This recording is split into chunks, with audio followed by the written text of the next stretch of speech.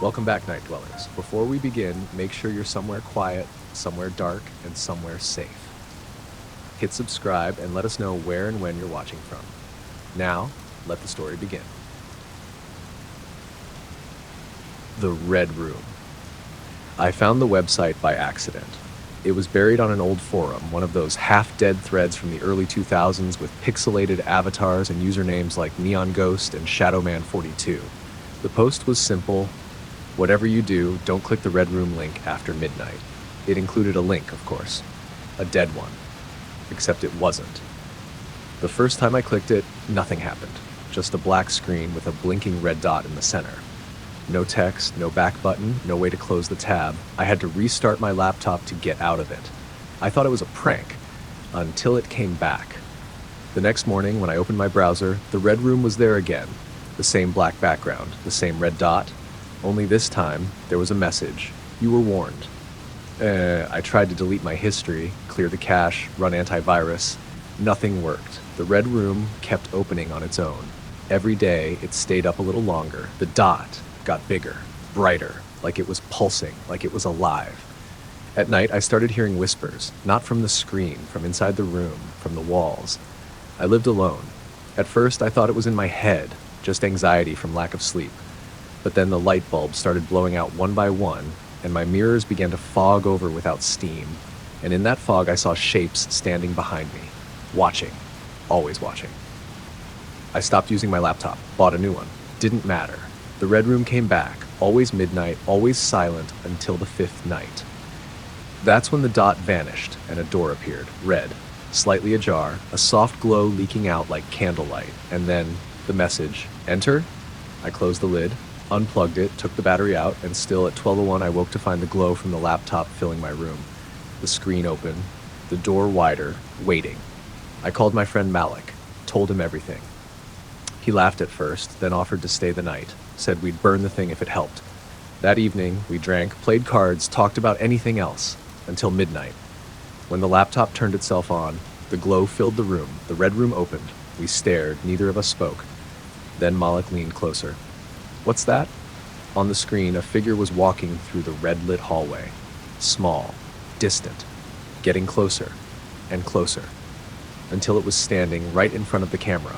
Face pale and flickering, eyes black, smile wide and wrong. Malik slammed the lid shut and the lights went out. All of them.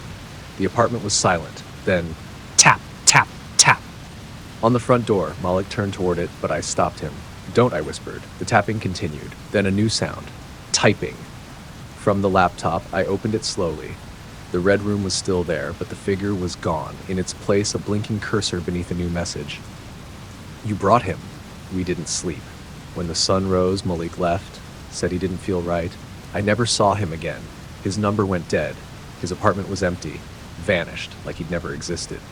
I tried destroying the laptop, took a hammer to it, smashed the screen, bent the casing until sparks flew out. The next night, it was back on my desk, fully intact. The door opened wider than ever. Inside, I could see movement, shadows pacing, clawing at the walls. The whispers returned. They never stopped, even during the day. Always saying the same thing, it's your turn. I moved, different city, changed my name, threw the laptop in a river. I thought it was over. But tonight, as I write this, my new phone just lit up. I didn't touch it. There's a notification. A website is opened in the browser. Black background, red dot, blinking, and the words, "The Red Room never closes." The third floor of the Amberlight Motel was supposed to be closed. That's what the manager told me when I checked in. He was a heavy-set man with thinning hair and a look in his eyes like he hadn't slept properly in a decade. He handed me the key to room 210 and warned, "Don't go up to the third floor. Power's out up there. Whole level's shut down." I wasn't planning on it. I was just passing through town, one night on the road, trying to get some distance between myself and the city where everything went wrong. I didn't need much, just a bed, a lock on the door, and something stronger than tap water in my cup. The first night was quiet until 3:13 a.m. I woke to footsteps above me. Slow, heavy, deliberate. I sat up in bed, confused. I remembered what the manager said. There wasn't supposed to be anyone above me. And yet the footsteps continued, pacing back and forth across the ceiling. Then I heard dragging, like something heavy was being pulled across the floor. I tried to go back to sleep, but it was impossible. The next morning, I mentioned it at the front desk. The manager looked up from his paper, grimaced. "Room 313, he muttered, then caught himself and shook his head. "Never mind. It's just old plumbing. Pipes knock at night." Those weren't pipes. I knew that sound. It had rhythm. It had weight. It was someone walking. The second night, I stayed up. I sat in the dark, TV off, watching the ceiling. Sure enough, at exactly 3:13 a.m., the footsteps began. But this time they didn't just pace. They stopped right above me, and then knock, knock, knock. 3 slow knocks from the ceiling. I didn't move, didn't breathe. And from the silence that followed, I could hear breathing, not mine. Someone else's. Shallow, wet, right above me. The next morning, I asked the maid if anyone had a key to room 313. She looked startled. "That room's sealed. Hasn't been opened in years." "Why?" She hesitated. "Some girl, long time ago. She rented it for one night. They found her in the bathtub the next morning. Said she'd clawed at the walls so hard her fingers broke. No sign of anyone else being there, but they closed the floor after that." "What was her name?" The maid looked away. "Doesn't matter. She's not the one knocking." That night, I made the mistake of going upstairs. I don't know what drove me. Curiosity, maybe. Maybe something worse. But around midnight, I crept past the front desk, up the stairwell, and onto the 3rd floor. The hallway lights were out. The carpet smelled like mildew and dust. All the doors were shut, except one. Room 313. It was open a crack, a sliver of dark beyond, and a faint whisper, "Come in." I should have left, run back to my room, packed my bags, and never looked back. But I pushed the door open. Inside, the room was in perfect condition. Bed made, lamp on, mirror polished. But the air was cold, wrong cold, the kind that sinks into your teeth and makes your bones ache. I stepped inside. The door shut behind me. I spun, heart racing, but no one was there. The window was nailed shut, the bathroom door slightly ajar. And from within, the sound of water dripping. I reached out, opened the door, and saw the tub full of dark water. Something floated in it. Hair, pale skin, eyes open and staring up at me. I stumbled back, hit the wall, the lights flickered. The body in the tub sat up, water spilling onto the floor. She pointed at me with broken fingers. "You're in my room." I ran. Didn't stop until I was back in my bed, heart racing, covers pulled to my chin like a child hiding from a nightmare. But I wasn't asleep, and the nightmare wasn't over, because at 3:13 a.m. I heard it again. Knock, knock, knock. Only this time, it came from my door. I left at sunrise. Didn't bother checking out, just drove until the motel was miles behind me. But I keep hearing the knocks, different places now, hotel rooms, friends' guest rooms, even in my apartment. Always at 3:13 a.m., always 3 knocks, and sometimes when I open the door, there's water on the floor. Echoes from the deep. Lena had always been afraid of the ocean. Even as a kid, she avoided beaches, aquariums, even deep bathtubs. She didn't like not knowing what was beneath her. That vast blackness, cold and ancient, hiding things with too many teeth. Her friends teased her for it. Her family called it irrational. But she knew. She knew something waited down there. So when she took the research internship on the Oceanus Deep Sea Observation Platform, it was supposed to be an act of defiance, a way to prove she wasn't afraid anymore. She told herself she was just facing a fear, exposing the ghost in the dark so it could finally disappear. But it didn't disappear. It woke up. The Oceanus platform floated 50 miles off the coast. It was a strange, skeletal thing, an abandoned oil rig retrofitted with labs and living quarters, perched on steel legs that plunged straight into the abyss. Only 6 people lived on board at any time, a rotating staff of scientists, divers, and technicians. Lena was one of the youngest, still in university, still pretending not to be afraid. The first week was uneventful. She cataloged sonar readings, logged deep-sea audio feeds, ran corrosion tests on steel samples, but every night she would lie awake and listen, because the rig hummed, not the kind of hum you'd expect from generators or wind. This was low, resonant, alive, like something enormous was groaning beneath them, straining upward. The others didn't talk about it, but Lena saw it in their eyes. They all heard it, and they were all pretending not to. On day 8, the dive team brought something back. They weren't supposed to bring back anything. The mission was observation only, non-intrusive. The ocean was too unpredictable, and there were regulations about deep-sea disturbance. But Dr. Morrow, the lead biologist, had insisted. They'd found it on a shelf 11,000 feet below the rig, a black stone, or at least it looked like stone, smooth, egg-shaped with faint ridges like gills running along its surface. It pulsed faintly when touched, like it had a heartbeat. They placed it in a reinforced tank in the observation bay, locked it up, monitored it. The humming grew louder that night, and Lena dreamed of drowning. Only it wasn't water that filled her lungs. It was voices. By day 10, the crew started acting strangely. One technician stopped eating, just sat by the tank staring at the black object, whispering to it. Another began pacing the halls at night, eyes wide, fingers twitching, muttering fragments of languages Lena didn't recognize. Morrow refused to acknowledge anything was wrong. He was obsessed, said the object was alive, maybe ancient, maybe extraterrestrial. It was the discovery of a lifetime, and he wouldn't let fear ruin it. But Lena wasn't afraid of the object. She was afraid of the ocean around it, because the sonar was picking up something huge beneath the rig, something that hadn't been there before, something that moved when the stone pulsed. Day 13. The communications array failed. No messages in or out. The supply vessel due to arrive didn't show. The wind picked up, the sea swelled, and the object cracked. Not shattered, hatched. The shell fell away in pieces, revealing a mass of tendrils, thin and translucent, like jellyfish limbs tangled around a central eye that didn't blink. It just stared. Dr. Morrow tried to touch it. The glass of the tank shattered, and the creature vanished. They searched the entire rig, found nothing, except a trail of salt water leading back to the central shaft, the one that descended straight into the deep. Lena begged them to leave it, seal it off, wait for help, but Morrow was already climbing down. 3 others followed him. Only one came back. She didn't speak, just sat in the galley, eyes staring into a corner no one else could see, lips moving in a silent conversation with something beneath the floor. That night, Lena heard it again, the hum, now a chorus, and something brushing the underside of the rig, like a hand or a fin, or both. Day 15. Only 3 of them left. The woman from the shaft jumped overboard during breakfast, didn't scream, didn't hesitate, just walked off the edge into the waves. Lena ran to the comms room and smashed the emergency beacon, hoping the failsafe still worked. The platform shuddered. Somewhere far below, metal groaned and tore.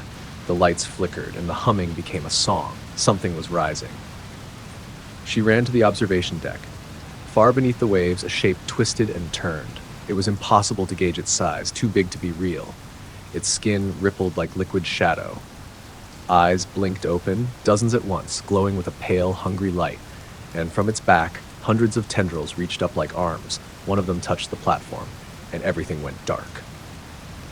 Lena doesn't remember how she survived. The rescue vessel found her days later, adrift on a section of torn decking, alone, rambling about the deep and the song and the egg that was not an egg. They said the Oceanus platform sank. No survivors, no debris, no explanation. They never found the object. And Lena never spoke again, but every night she dreams of the hum, of eyes watching from beneath the waves, of something ancient and patient, still rising, waiting for the next door to open. The reflection room. The hospital was never supposed to be that quiet. Even at night, there should have been the buzz of fluorescence, the steady beeping of machines, nurses shuffling down linoleum floors, murmurs behind curtains. But when I arrived at Old Briar General, it was silent. I was there to photograph the abandoned structure for an architectural archive. The hospital had been shut down for nearly a decade. Budget cuts and rumors of malpractice, and it was scheduled for demolition at the end of the month. My job was to document what was left before the wrecking crew came through. The security guard on duty was half asleep and didn't seem to care what I did as long as I signed in and left before dawn. He handed me a flashlight, a worn map of the facility, and pointed down the west wing. "Stay out of the reflection room," he muttered, not looking up. I paused. "What's that?" "Just don't go in there." Then he turned the volume up on his little TV and said nothing more. The hospital was a maze. Rooms still held rusted beds. Wheelchairs stood abandoned in corners. Faded signs with flaking letters pointed toward radiology, surgery, maternity. Every step echoed too loud, like the walls were listening. I took photos in silence. The camera worked fine in the upper floors, but when I descended to the basement, where the psych ward used to be, the flash flickered and died. My flashlight began to dim, even though I'd checked the batteries twice. I told myself it was fine, just old wiring, old batteries. Nothing strange, nothing wrong.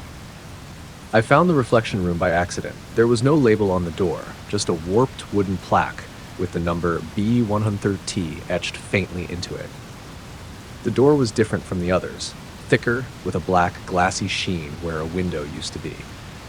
I shouldn't have gone in, but I'd already pushed the door open before I realized where I was. The room was empty. No bed, no machines, just walls covered entirely in mirrors. Not decorative ones, institutional. The kind you find in interrogation rooms, stretched wall to wall, aged with streaks and fingerprints, floor to ceiling, all four sides. And in every mirror, I saw myself, except I didn't. Because in one of them, I didn't blink. The real me blinked. The reflection didn't. I froze. The light above buzzed, then popped.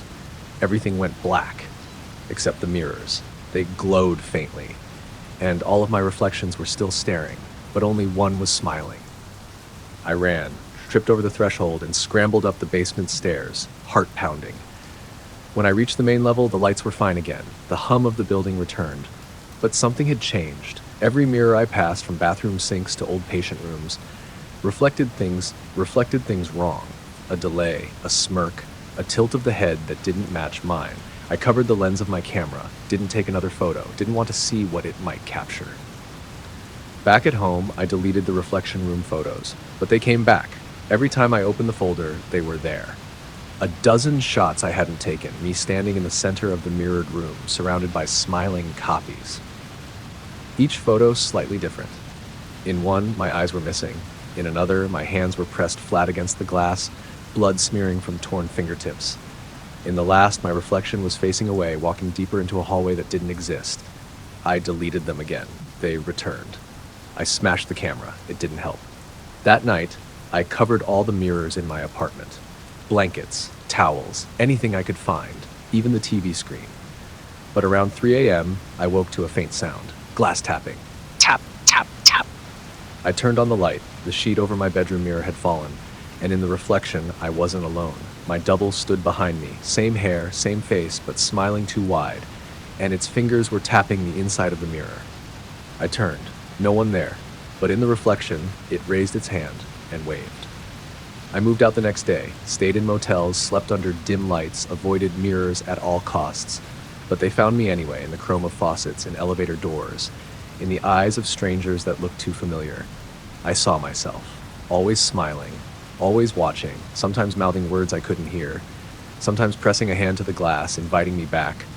I don't sleep much now, and when I do, I dream of B113. I dream of mirrors that lead to somewhere else. Somewhere I'm still trapped, because I think the me that walked out of that hospital isn't me at all. And the real me, he's still in the reflection room, waiting for someone else to take his place. Whispers in the static. When my grandfather died, he left behind a farmhouse deep in the hills of Vermont.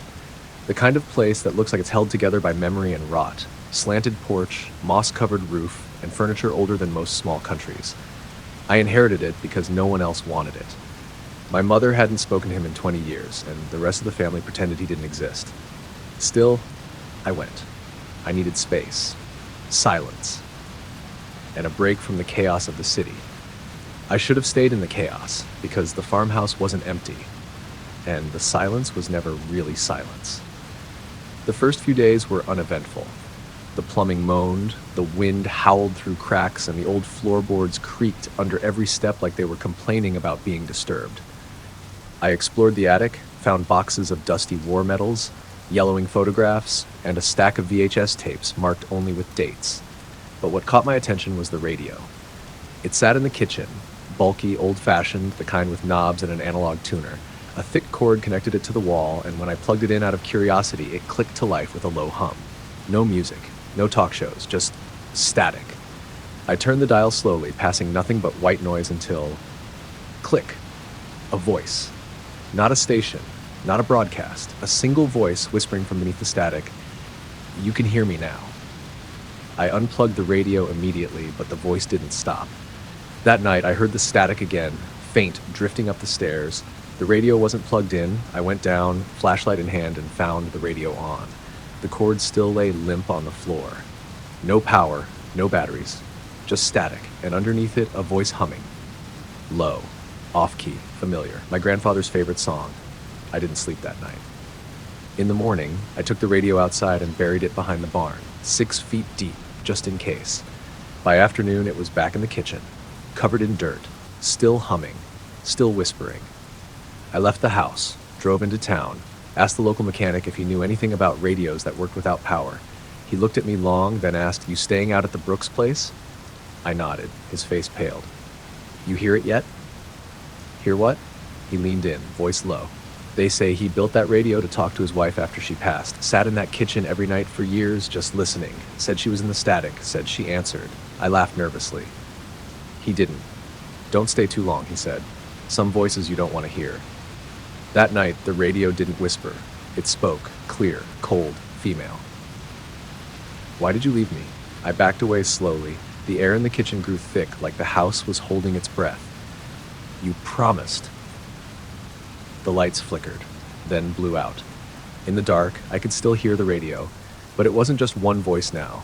It was many, all whispering at once. "Stay." "Stay." I ran upstairs and locked the door. But the whispering was inside my head now, beneath the floor, inside the walls, in the static ringing in my ears. I found my grandfather's journal the next morning, hidden beneath a loose floorboard in the study. The last entries were frantic. "She's closer now. She won't let me leave. The voices aren't hers anymore. The static is a door." And the very last page, "If you hear them, it's too late." I packed my things and tried to leave. The car wouldn't start. The keys went missing. The roads out of town were suddenly closed for construction, signs I hadn't seen the day before. I was trapped, and the radio knew. That night, it said my name. "Elliot," over and over. "Elliot, come down." I stayed in bed, lights on, blanket pulled to my chin like a child hiding from a nightmare. But nightmares don't knock, and something was knocking. Soft, slow, from inside the closet. I opened it at dawn, empty, except for the radio, balanced neatly on a shelf, still humming, still whispering. I smashed it, threw it into the fireplace and lit it with lighter fluid, watched it burn to melted metal and black ash. Then I turned and saw 3 more radios on the kitchen table, all tuned to the same frequency, all whispering the same word: "Stay." I'm writing this from the attic now. The house won't let me leave. The whispers are louder than ever. Sometimes they sound like my grandfather. Sometimes they sound like my own voice. I haven't slept in days. The radios are multiplying. They've filled the house, one in every room, every drawer, every mirror. All whispering, all humming, all waiting. If you ever come to the Brooks farmhouse, don't plug anything in, don't tune the dial, don't listen to the static, because once you hear them, they never stop. The 5th door. It was a dare, like all the worst things in life. 5 of us snuck into the old Green Hollow Asylum just before midnight. My cousin Wes had a bolt cutter, 2 flashlights, and a 6-pack of flat beer that made him feel invincible. He was the one who first mentioned the 5th door. "You know the story," he said, grinning. 4 padded rooms in the basement, and 1 more that's locked shut. "There's always a 5th door," I muttered, trying to sound unimpressed. But my voice cracked. The rest of them, Jess, Marcus, and Talia, laughed nervously. We all knew the legend. Green Hollow Asylum was shut down in the 60s after a fire and a string of unexplained deaths. They said one of the doctors had gone mad and sealed a patient inside a room that didn't exist on any blueprint. Staff who got too close heard knocking, screaming. Some say one nurse opened the door and never came back out. The state closed the facility, and no one ever reopened it. But the 5th door remained. We shouldn't have gone looking for it. The inside of Green Hollow was rotten with time. Peeling paint, waterlogged ceilings, and graffiti tags from braver idiots than us. The floor tiles crunched under our shoes. The air smelled like mildew, dust, and something sour underneath it all, like old meat left too long in the sun. "This place is cursed," Jess whispered, and I didn't laugh. It took us nearly an hour to find the stairs down to the basement. Every turn was a dead end, every corridor darker than the last. The power, obviously, had been cut for decades. We moved by flashlight, cones of pale light flickering as the batteries strained.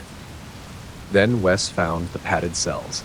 The first 4 doors were just like the stories, heavy, rusted steel with tiny square windows.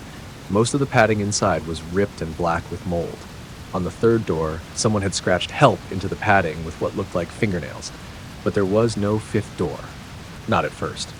"I swear it's here," Wes said, running his hands along the wall. "There's a hidden seam, like the wall is fake." Talia rolled her eyes. "Maybe the legend's just that, a legend." But then Marcus said, "Guys, look." In the far corner, the brickwork didn't match the rest of the foundation. It was smoother, seamless. Wes tapped it, hollow. He grinned and pulled out the bolt cutter. One solid slam, and the wall cracked. Behind it, a black steel door stood waiting. No window, no handle, just a tiny keyhole. A handprint had been smeared across it in something long dried and dark brown. Jess backed away. "Nope, I'm done." Talia followed her. "We've seen it." "Great, let's go." But Wes reached into his coat and pulled out an old brass key. We stared at him. "You brought that?" "Found it online. Old collector brass said it was from Green Hollow. I figured if we found the door..." He didn't finish the sentence, just slid the key into the lock. It turned with a click, and the door opened. Inside was darkness. Not just the absence of light, a presence of dark. The kind that drinks your flashlight beams and throws them back cold and empty. I felt it immediately. Wrong. Heavy, like the room was holding its breath, waiting for someone to step inside. Wes didn't hesitate. He walked in first. Then Marcus, then me. The room was bare, concrete walls, no furniture, no light fixture, just a mirror. A single, full-length mirror mounted to the far wall. No dust, no cracks, perfectly clean. Our reflections stared back at us. Except they weren't us. My reflection didn't move when I did. Its eyes were just a little too wide. Its smile a little too sharp. I stepped to the side. It stayed still. Marcus reached forward to touch the glass. His reflection raised its hand too, but half a second too late. Then it smiled, and so did mine, and Wes's. All of them smiling, not in sync, not real. Wes stepped closer, entranced. "Guys, they're trying to talk." The mirror shimmered like water, and his reflection moved through it. Wes didn't scream. He just vanished. The mirror rippled again, and where his reflection had been, something else stood. Still in his shape, still in his clothes, but not Wes. The eyes were black. The smile was wrong, and it reached out from the mirror, pressing fingers against the glass. I grabbed Marcus. We ran. The door slammed behind us, nearly catching my foot. The others screamed. Wes's voice came from behind the steel, low, muffled. "Let me out." Then it laughed, and we ran. We made it outside just before dawn. Jess was crying. Talia couldn't stop shaking. Marcus kept whispering. He looked like Wes, but it wasn't Wes. I didn't sleep for days. But eventually, life moved on. Sort of. Wes was declared missing. We never told anyone what happened. We couldn't explain it, but the worst part? Last night I heard a knock at my apartment door. I looked through the peephole, and Wes was standing there, smiling, holding a mirror. There's a stretch of land outside my hometown that no one plows anymore. Not since the summer of 1998. They call it the Smiling Field. You won't find it on maps. It's not labeled on any property surveys. You won't even notice it if you're driving by, just a slight dip off County Road 14 where the grass grows too tall and the wind dies before it reaches the fence line. But if you stop your car, if you roll down your window, you'll hear them. The laughter. Soft and low, like it's being swallowed by the dirt. My older brother Sam dared me to go in when I was 10. Back then, we didn't believe the stories. At least, not really. Every town has its own haunted hill, its own dead forest or devil's bridge. We thought it was just a myth, something the older kids made up to scare us. So we brought flashlights, granola bars, a BB gun, and we climbed the fence. The air changed immediately. It smelled like old pennies and wet earth. The sky looked the same, blue and cloudless, but the sun felt farther away, like it had dimmed somehow, like we were standing in a shadow no one else could see. Still, we laughed it off. We walked into the field. The grass was tall, almost chest height for me. We followed a narrow trail of trampled stalks winding deeper through the green. Sam led the way, holding the BB gun like it mattered. "Probably just deer paths," he said. We walked for 10 minutes, then 20. Then we heard it. Laughter. Not close, not loud, but wrong. too smooth, too even, like a recording played on loop. No breaths, no variation, no emotion, just laughter. We stopped. Sam raised the gun. "It's probably a prank," he said, though his voice shook. The grass ahead of us moved, then parted, and a woman stepped into view. She was smiling. That was the first thing I noticed, not a polite smile, not a friendly one, a wide, toothy grin that never touched her eyes. Her dress was white, soaked brown at the hem. Her feet were bare. She had long black hair that didn't move, even though there was wind now, wind that somehow only touched us. But her smile stayed, unbroken, unblinking. "I'm so glad you came," she said. Her voice was thick, slow, like it had to crawl out of her throat. Sam raised the BB gun. "We're leaving." "Are you?" she asked. The laughter returned, but it didn't come from her. It came from everywhere. The grass, the sky, the earth beneath our feet. I turned to run. The grass behind us was gone, replaced by a row of people, men, women, children, all smiling, all standing perfectly still, blocking the path, and behind them more emerged from the grass, from the air, from nowhere. Sam fired. The BB pinged off the woman's shoulder. She didn't react, didn't even blink. He grabbed my hand and ran sideways, away from the crowd, through the grass that no longer felt like grass. It felt like fingers, grabbing, reaching, trying to pull us down. We stumbled, fell, got up again, ran until we couldn't hear the laughter, until we reached the fence. We climbed over and didn't look back. That was 27 years ago. Sam never talked about it, neither did I, until this morning when I got a call from Mom. She said Sam had gone missing, left town 2 weeks ago, said he had unfinished business, said he was heading to the field. I told her I'd find him. I'm sitting in my truck now, just off County Road 14. The sun is bright, the grass is tall, and the fence looks older than it should. I'm not 10 anymore, and I know what waits out there, but I can hear the laughter again, and it's louder now, because this time, they're expecting me. The light in the drain. It started with the storm. We get plenty of rain in Lockwood, but this one was different. Sheets of lightning that lit up the sky like a war zone, and thunder that shook dishes off the shelves. The streets flooded in minutes. Manholes overflowed. Sewers gurgled like something was trying to crawl out. I live in a cul-de-sac that backs up against the old ravine, right where the town's drainage system empties out. After the power went out, I lit candles and tried to pretend I wasn't creeped out by the sounds outside. Groaning pipes, wind howling through the chimney, and something else. Something faint, like whispering, coming from the bathtub drain. I live alone, no pets, no roommates. So when I heard that whisper, I assumed it was just the storm messing with my ears. White noise, static nerves. I leaned closer to the tub out of dumb curiosity, candlelight flickering on the tile. The whispering stopped, but then something blinked back at me. From inside the drain. 2 pale, colorless eyes. Human, but not, and just below them, light. A soft, pulsing glow like a firefly caught in the plumbing. I jerked back so hard I hit the sink. Water bubbled up from the drain, thick and dark, like oil. It smelled like rot. The next day, I called a plumber. Didn't mention the eyes, just said the drain was backed up and smelled off. He poked around for 10 minutes before telling me the entire system was pressurized wrong. Said he'd never seen anything like it. Then he went quiet and asked if anyone else lived in the house. I said no. He frowned, walked back to the tub, and pointed. "Looks like hair," he said. I leaned closer. It wasn't hair, it was string. Wet, gray, and fibrous, like plant roots or veins, trailing down into the dark. He left 20 minutes later, visibly shaken, and told me, half joking, that I might want to call a priest instead.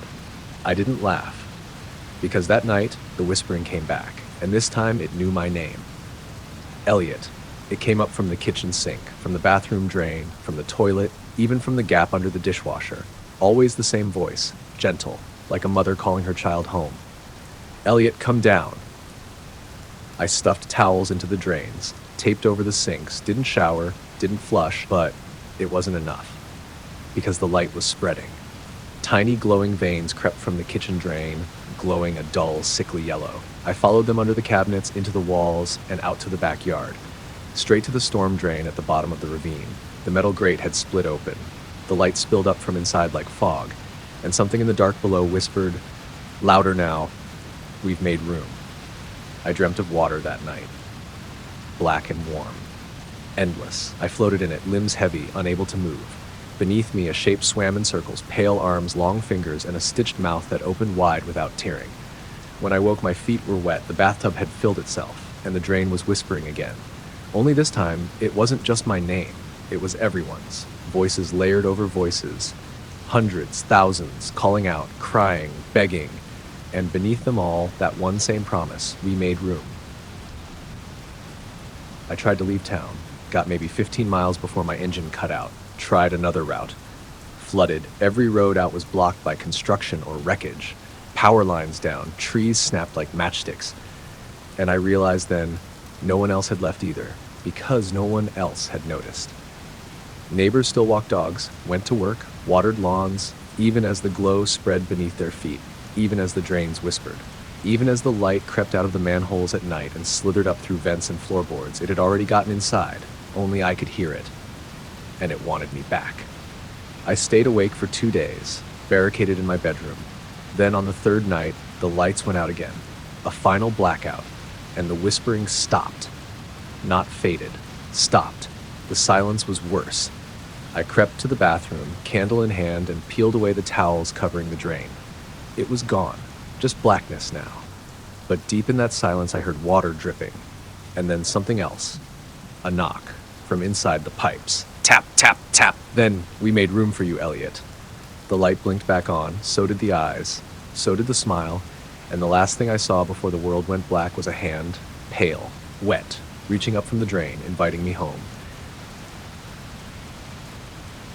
Shh, the ragman's song. Every town has an old legend meant to scare kids into behaving. Bloody Mary in the mirror, the hook-handed man in the woods, the woman in white who walks the roadside. Ours was the ragman. He wasn't a ghost or a killer or even a monster, really. The story went that he came to your house when the wind changed, dragging a cart full of empty cages behind him. He only showed up if you left your window open at night. And if you heard him singing, you had to close your eyes and pretend to sleep. Because if you saw him, really saw him, he'd see you too. And then he'd come back the next night and the next, until there was a cage with your name on it. We all used to dare each other to sleep with the window cracked. Nobody lasted more than an hour before slamming it shut and laughing it off. Until Mason. He lived 2 doors down from me. Tall, quiet kid with messy hair and a nervous laugh. We were both 12 when he decided to prove the ragman was just a story. Left his window wide open, put a little tape recorder on the sill to catch the song. He didn't come to school the next day or the day after that. His parents said he'd gone to visit family, but his room stayed dark, and when the wind blew, I thought I heard wheels rolling past my house, squeaking, dragging, and a low voice humming something slow and broken. The ragman song. Shh, I'm older now, 29. I moved away, lived in 3 different states, worked forgettable jobs, dated forgettable people. I never told anyone about Mason or how that wind still unsettles me. It's easy to forget things like the ragman when you've got bills to pay and no time for nightmares. But last week my mom called, said she found something in the attic while cleaning, an old cassette tape with my name on it. Said it sounded like someone singing. I told her to throw it out. She didn't. She mailed it to me. It arrived yesterday. I stared at the package for a long time before opening it. The tape was unlabeled, dusty, but intact. I didn't even own a player anymore, so I dug one up at a thrift store. Just curiosity. That's all it was. I hit play. At first, just static. Then beneath the hiss, a sound. Wheels turning, metal rattling, and then singing. A voice so low and cracked it barely sounded human. Tattered eyes and tattered skin, the ragman comes to pull you in. Wagons roll and windows cry, he counts the hearts that will not lie. I hit stop. My hands were shaking, because I recognized that voice. It was Mason, and he was whispering over the end of the song. He's real. Don't look at him. Don't listen. Don't open the window. I unplugged the player and threw the tape in the trash. Then I locked every window in the apartment. But I couldn't sleep, because the wind had picked up, and something was squeaking down the street. I woke up at 3:11 a.m. to a soft clang outside my window. I live on the 2nd floor. I didn't move, didn't breathe, the blinds fluttered, and something sang just outside the glass. Rags for liars, rags for thieves, rags for those who don't believe. I shut my eyes, held my breath. I heard fingers tapping on the glass. 1, 2, 3, then silence. When I opened my eyes, the blinds were still, but the window was unlocked, and on the floor was a scrap of dirty gray cloth wrapped around a tooth. I didn't go to work the next day, didn't answer my phone. I sat in my apartment with every light on, a bat in my hand, and towels jammed into every crevice of the windows and door frames. Just before sunset, I heard a knock at the door. 3 short taps. I didn't answer. Something slid under the door. A photograph in a cage, screaming. Behind him, shadows, dozens of them, all pressed against the bars, and in the corner of the photo, partially visible, was the edge of a cartwheel, rusty, familiar, and a long gloved hand holding a keyring. I don't know how to stop him. No one ever said how. There's no ritual, no chant, just warnings. Don't open the window. Don't listen to the song. Don't look at him. But it's too late for me. I heard the song. I saw the photograph. And now, when the wind blows, he parks his cart beneath my window. I hear the cages creaking, the locks clicking, and that awful rusted music box melody as he hums to himself. Tonight I found a second scrap of cloth, this one embroidered, with my name. The waiting room. It started with a wrong turn. I'd been driving all night through back roads, trying to avoid the flooded highway. My phone had no service, GPS was dead, and the last gas station I passed was boarded up and abandoned. The road was so dark it looked like the headlights were being swallowed, and the rain hadn't let up in hours. I was half asleep at the wheel when I saw the sign. Urgent care, 0.3 miles. I didn't need a hospital, but I figured it was a place with lights, maybe even a bathroom and someone to point me back to the interstate. So I followed the gravel road, tires kicking up muddy water, until I saw it. A single-story building with a flickering red cross above the entrance. The parking lot was empty. Not just empty, perfect. Not a puddle, not a leaf. The lines freshly painted, the bushes trimmed. It was like someone had taken a photo of a parking lot from 1974 and printed it into reality. Something about it felt wrong, but I went inside anyway. The lobby was silent. Plastic chairs, pale green walls, fluorescent lights that buzzed faintly overhead. There was no receptionist, no nurse, no sound, except for a small old TV mounted in the corner, playing static. I called out, no answer. Then I noticed the door labeled waiting room just ahead. It looked older than the rest of the building. The wood swollen with age, the letters painted by hand, the knob cold to the touch. I should have left then. I should have turned around and walked back into the rain. But I opened the door and stepped inside. The waiting room wasn't empty. It was full. Dozens of people sat shoulder to shoulder in dusty chairs. No one moved, no one spoke. They all stared straight ahead. There was no sound, not a cough, not a breath, just silence. And all of them looked wrong, like wax statues or something close. Skin pale and slightly translucent, eyes cloudy like glass, and every single one had a paper number pinned to their chest. I looked down. Someone had pinned one to me. 52. I hadn't noticed anyone approach. There was no safety pin, no hole in my shirt, but it was there. I turned to leave. The door was gone. Where the door had been, there was now only a wall. I backed away, heart thudding. One of the people, an old woman in a hospital gown, tilted her head toward me, joints cracking like dried wood. "You can't leave," she whispered. It was the only sound in the room. "You have to wait your turn." "What is this place?" I asked, but she just smiled faintly, then looked straight ahead again. I walked past the others, trying to find an exit. But the room never ended. Rows and rows of chairs, flickering lights overhead, a soft smell of antiseptic and rot, then a bell rang. Ding! Everyone turned toward the front. A red digital counter above the far wall lit up. 1. The man with the 1 tag stood up and shuffled forward, disappearing through a swinging door. No one said a word. Then the silence returned. I sat down. I don't know why. Maybe because I was tired. Maybe because something made me. I tried talking to the others. Most didn't respond. Some whispered nonsense. One man cried but made no sound. The woman beside me was mouthing something over and over. I leaned in to listen. "Don't lose your number." Hours passed. I tried ripping the tag off my shirt, but it wouldn't move. Like it was part of me now. Like skin. I stopped counting how many people had gone through the door. Every time the bell rang, the room shifted. More chairs, more people. I stopped recognizing the language on some of their tags. I watched someone try to run when their number came up. The floor opened beneath them, swallowed them whole. Then the number rang again, and the person was back in their seat. Only this time they looked worse, older, grayer, tired, like time itself had passed through them. Eventually I stopped trying to leave. I just waited. I watched, and I counted, until finally, ding! 52. I stood up, the door swung open. I walked forward and found myself in a hallway that seemed too long for the size of the building. At the end was a room. One bed, one chair, one mirror. The walls were soft, padded, wet like skin. The mirror didn't reflect me. It showed a waiting room full of empty chairs, no people, just tags, numbered, floating, waiting. I turned around, the door was gone, the lights flickered, and in the silence I heard the bell again. But this time it was inside me, ringing, constant, calling the next number.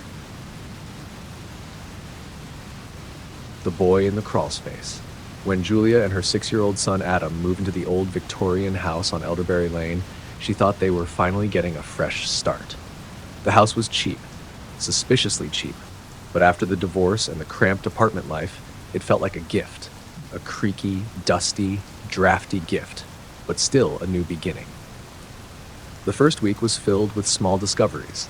A drawer full of yellowed recipes, a loose step on the staircase that groaned when you stepped just right, and a small wooden door behind the pantry shelves, barely 3 feet high. A crawl space. Julia didn't think much of it at first. She sealed it off with boxes and forgot about it. Adam didn't. On the 10th night in the new house, Julia woke to a faint sound, a whisper maybe, or fabric brushing across wood. She got up, bleary-eyed, and found Adam standing in the hallway, facing the pantry. "Sweetie?" She whispered. "What are you doing?" He didn't turn around. "He's crying," Adam said softly. "Who is?" "The boy. He lives under the house. He's lonely." Julia's stomach dropped. She gently touched Adam's shoulder and led him back to bed, brushing off his words as an act of imagination.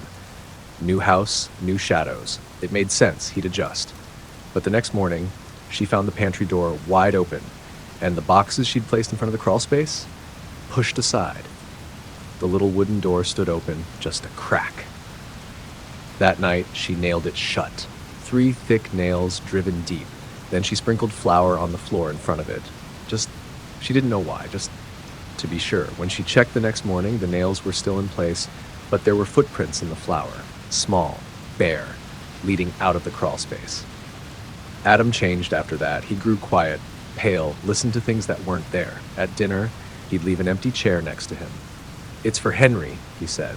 "That your imaginary friend?" Julia asked with a forced smile. Adam nodded but didn't look up from his plate. "He says I can stay with him forever if I want." Julia stopped chewing. "Who told you that?" "Henry. He says there's more room under the house now." She put him to bed early that night and locked the pantry door. But at 2:11 a.m., she woke to a noise she couldn't explain. Laughter. High-pitched. Giggling. Not Adam's voice. She ran to his room. Empty. The window was locked, the closet was open, and inside the closet was a tunnel, too narrow for an adult, but just big enough for a child to crawl through. She called the police. They searched the house, tore up floorboards, opened the walls. No tunnel, no crawl space, no pantry door. They asked if she'd been sleeping well, if she was taking any medication. They gave her a card for a grief counselor and left. But Julia didn't sleep after that. She sat by the kitchen all night, eyes fixed on the wall where the pantry had been. By dawn, there was a door again, same shape, same hinges, wide open. Inside the crawl space, she found toys, rotting dolls, rusted trucks, and drawings, dozens of them, nailed to the walls. Crayon pictures of children underground, smiling, holding hands with something tall and thin and eyeless. At the end of the tunnel was a trapdoor. She opened it and heard voices. Children's voices, laughing, calling her name. She didn't go down. She couldn't. Instead, she sealed it again and burned the house down 2 days later. They called it arson. She didn't fight it. She just kept repeating one thing to anyone who would listen, over and over. The boy in the crawl space is still lonely. The Lantern Keeper. They say no one ever volunteered to work the Grey Harrow Lighthouse. It wasn't because it was remote, though it was, perched on the edge of a jagged cliff with 30 miles of frozen Atlantic crashing below. And it wasn't because the pay was poor, though it barely covered whiskey and bread. It was because of the light, not the beacon, the old rotating Fresnel lens that had guided ships for over a century, but the other light, the one that sometimes flickered from beneath the tower, the one that moved upward when there were no stairs. I was the last keeper assigned to Grey Harrow before it was decommissioned. Didn't have much of a choice. I needed to disappear for a while, and the lighthouse was a perfect place to be forgotten. Just me, the sea, and a logbook. The previous keeper had quit mid-shift, leaving no note. They said he rowed to shore, walked straight into the tree line, and never came back out. I arrived on a Monday. By Wednesday, I'd started to hear footsteps on the stairs at night. It's a spiral staircase, winding tight through the stone tower, worn slick by decades of sea salt and boots. The echo of footsteps was unmistakable, measured, slow, heavy. They never came while I was moving, only when I sat still, ate, wrote, read. At first I thought it was the metal contracting in the cold, or maybe the wind pushing on the tower. But the steps always paused right outside the room, as if waiting, and then they continued up, only upward, never down, always one step higher. On the sixth night, the light from the beacon went out. The bulb was new, no storms, no wind, just silence and sudden blackness. I grabbed my lantern and climbed the stairs to the top. Halfway up, the air changed. It smelled like brine and mildew, like wet rope left to rot in a cellar. My flame flickered. Then, for a single second, every window in the tower blacked out, like something had passed in front of them. I reached the top. The bulb was still intact, still warm. The wires, though, they were torn out, clean, like they'd been pulled by gloved hands, and scratched into the metal housing were 4 words, "You are the light." After that, I started seeing the lanterns. At first, just one, glowing faintly at the bottom of the cliffs, swinging back and forth in the dark. Too far down for a person to stand, too steady for a wave, then another, and another. Each night more appeared, floating in a slow circle around the base of the lighthouse, each swinging at the same pace, like a ritual, like a signal. One night I used binoculars, and in each lantern glow I saw a face, pale, salt-bleached, eyes hollowed like driftwood, each one staring up at me, unblinking, smiling. The journal in the keeper's desk had only a few pages filled. Just one entry stood out. There must always be a lantern keeper. If the tower goes dark, the others will rise, and they remember being drowned. The next page was torn out. I slept with the lantern beside my bed after that, didn't use the electric lights anymore, didn't climb to the top, and still the footsteps came, closer, louder. Sometimes I heard breathing. Not mine.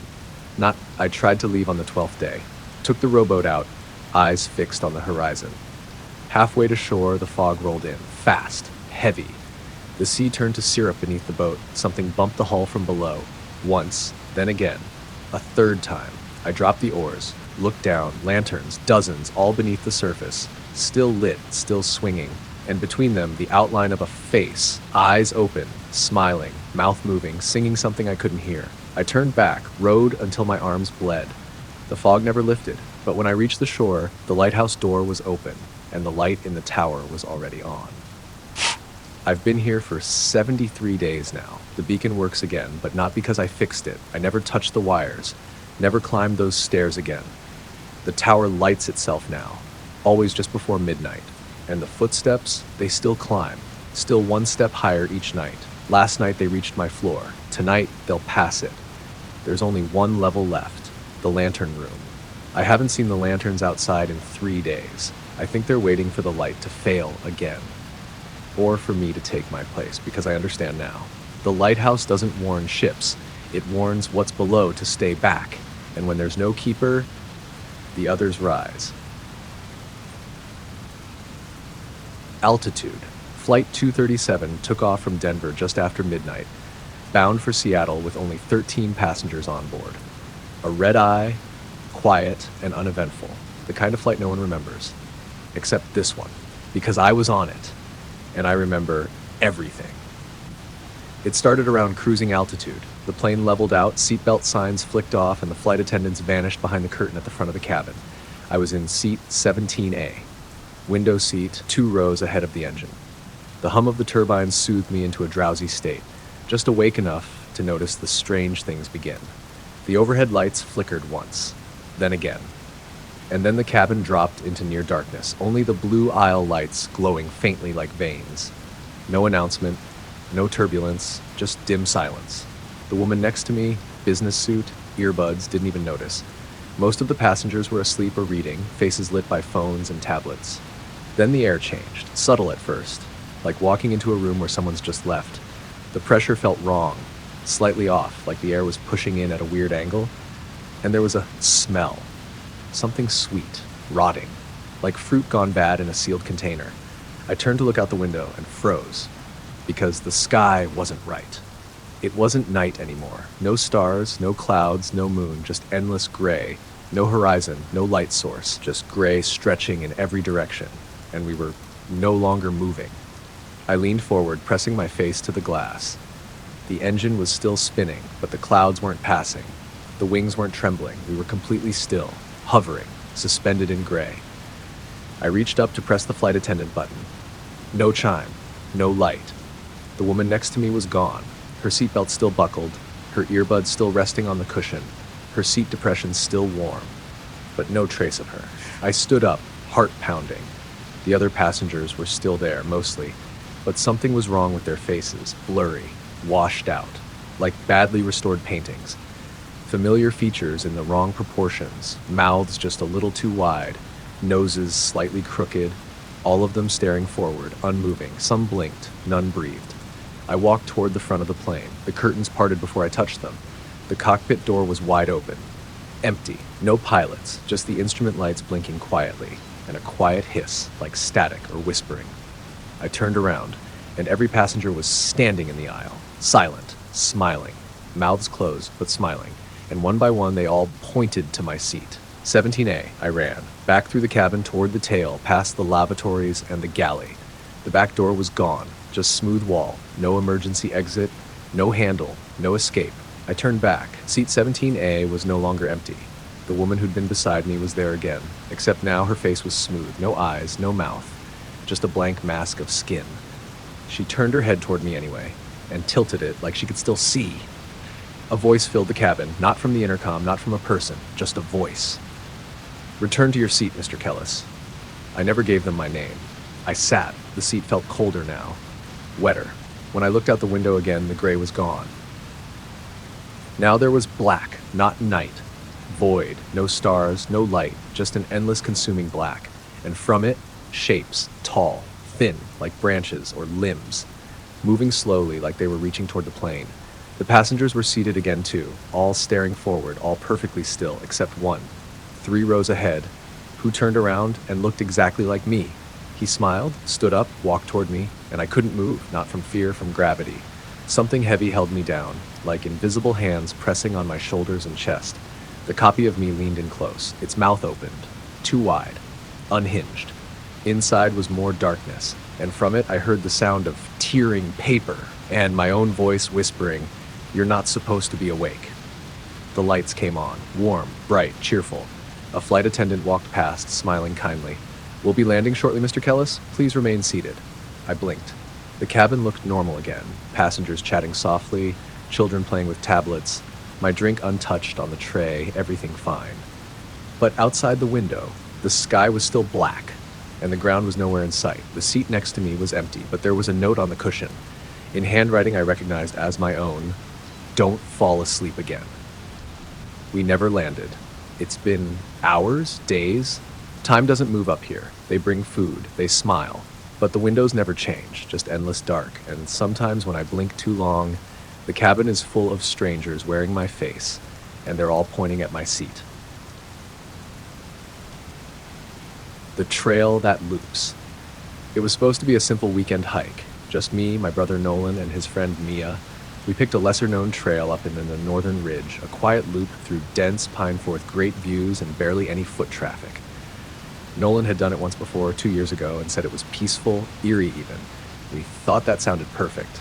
We packed light, food for 2 days, a tent, maps, compass, phones fully charged. We started early Saturday morning under a slate-gray sky. The forest swallowed us up within minutes. The trees here grew close together, tall and dark, and the wind barely moved between them. It didn't feel like any forest I'd ever walked through. It was too quiet. Even the birds seemed hesitant. After about 3 hours of hiking, we reached a crooked wooden sign nailed to a bent tree. Loop trail, 5 miles ahead. Nolan looked confused. I don't remember that sign. You probably just forgot, Mia said. We kept going, but something shifted. The air grew heavier, the trees leaned closer, and though we followed the same direction, the trail beneath our boots began to look less worn, as if no one had walked it in years. At one point, we passed an old leather boot lying in the mud, the sole split open and filled with black moss. No one said anything. Then, after another hour, we reached the same crooked wooden sign. Loop trail, 5 miles ahead. Mia frowned. Is this a joke? Nolan checked the map, checked the compass, shook both. This isn't right. We didn't turn around. We've been walking in a straight line, I added. We stood in silence. Then Mia pointed at the sign. Her hand was trembling. There's blood on it. We looked. A dark smear ran along the bottom edge, fresh, sticky, and unmistakably red. No one spoke. We just turned around and started walking back the way we came. The trail was different now. The trees were too tall, the undergrowth had vanished, and there were no animal sounds. No rustling, no birds, not even the hum of insects. The only sound was our breathing and the crunch of boots on the dry path. Then we came across a second sign. Crooked, faded, rotten. Loop trail, 5 miles ahead. Mia started crying. We didn't turn. We didn't loop. We're lost, Nolan muttered. I shook my head. We're not lost. The trail's looping us. Don't, he said sharply. Don't say that. But we all knew it. We decided to set up camp just before dark. A clearing opened up unexpectedly. Perfect circle, no rocks, no branches. Too perfect. We lit a fire, ate granola bars in silence. Around midnight, Nolan shook me awake. Do you hear that? Mia was already sitting up, eyes wide. The forest was whispering, a low hiss just below the range of understanding. Not wind, not water. Words, thousands of them, all around us. Cover the fire, I whispered. We buried the flame, plunging the clearing into total darkness. Then the voices stopped. Footsteps began instead, soft, measured, surrounding us, circling. We huddled together, listening. Then a voice whispered directly into my ear, turn around. I spun. Nothing, just the dark, but the forest was breathing now. By morning, the clearing was gone. The trees had closed in, no path, no footprints, no signs. Just the three of us, standing in a dead grove, and another sign, half buried, old but somehow new. Loop trail, 5 miles ahead. We lost it, screaming, crying, throwing things. Mia ran into the trees. Nolan and I chased after her, yelling her name. Branches whipped my face. The ground sloped, then dropped, then rose again. Time blurred. We found her an hour later, kneeling in a dry stream bed, staring at something. A pile of backpacks, dozens of them, all torn, moldy, ancient, each with a name stitched into the fabric. And on the very top, mine. The same color, same style, same initials burned into the strap. I've never been here, I whispered, but my bag was there, filled with things I didn't recognize. A torn photo of me and Nolan as kids. A blood-stained map and a note in my handwriting. Don't trust the signs, don't follow your voice, don't loop again. We didn't make camp that night. We walked until we couldn't, fell asleep on the trail. I woke up to screaming.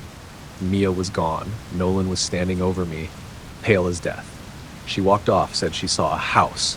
We followed her footprints for a while until they stopped mid-step, like she vanished, like she was lifted. We searched all day.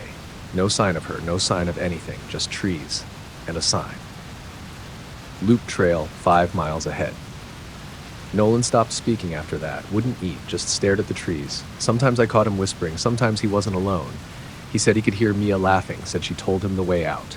Said I needed to go back the way we came. I told him that's what it wants. That night, I pretended to sleep. I saw him get up.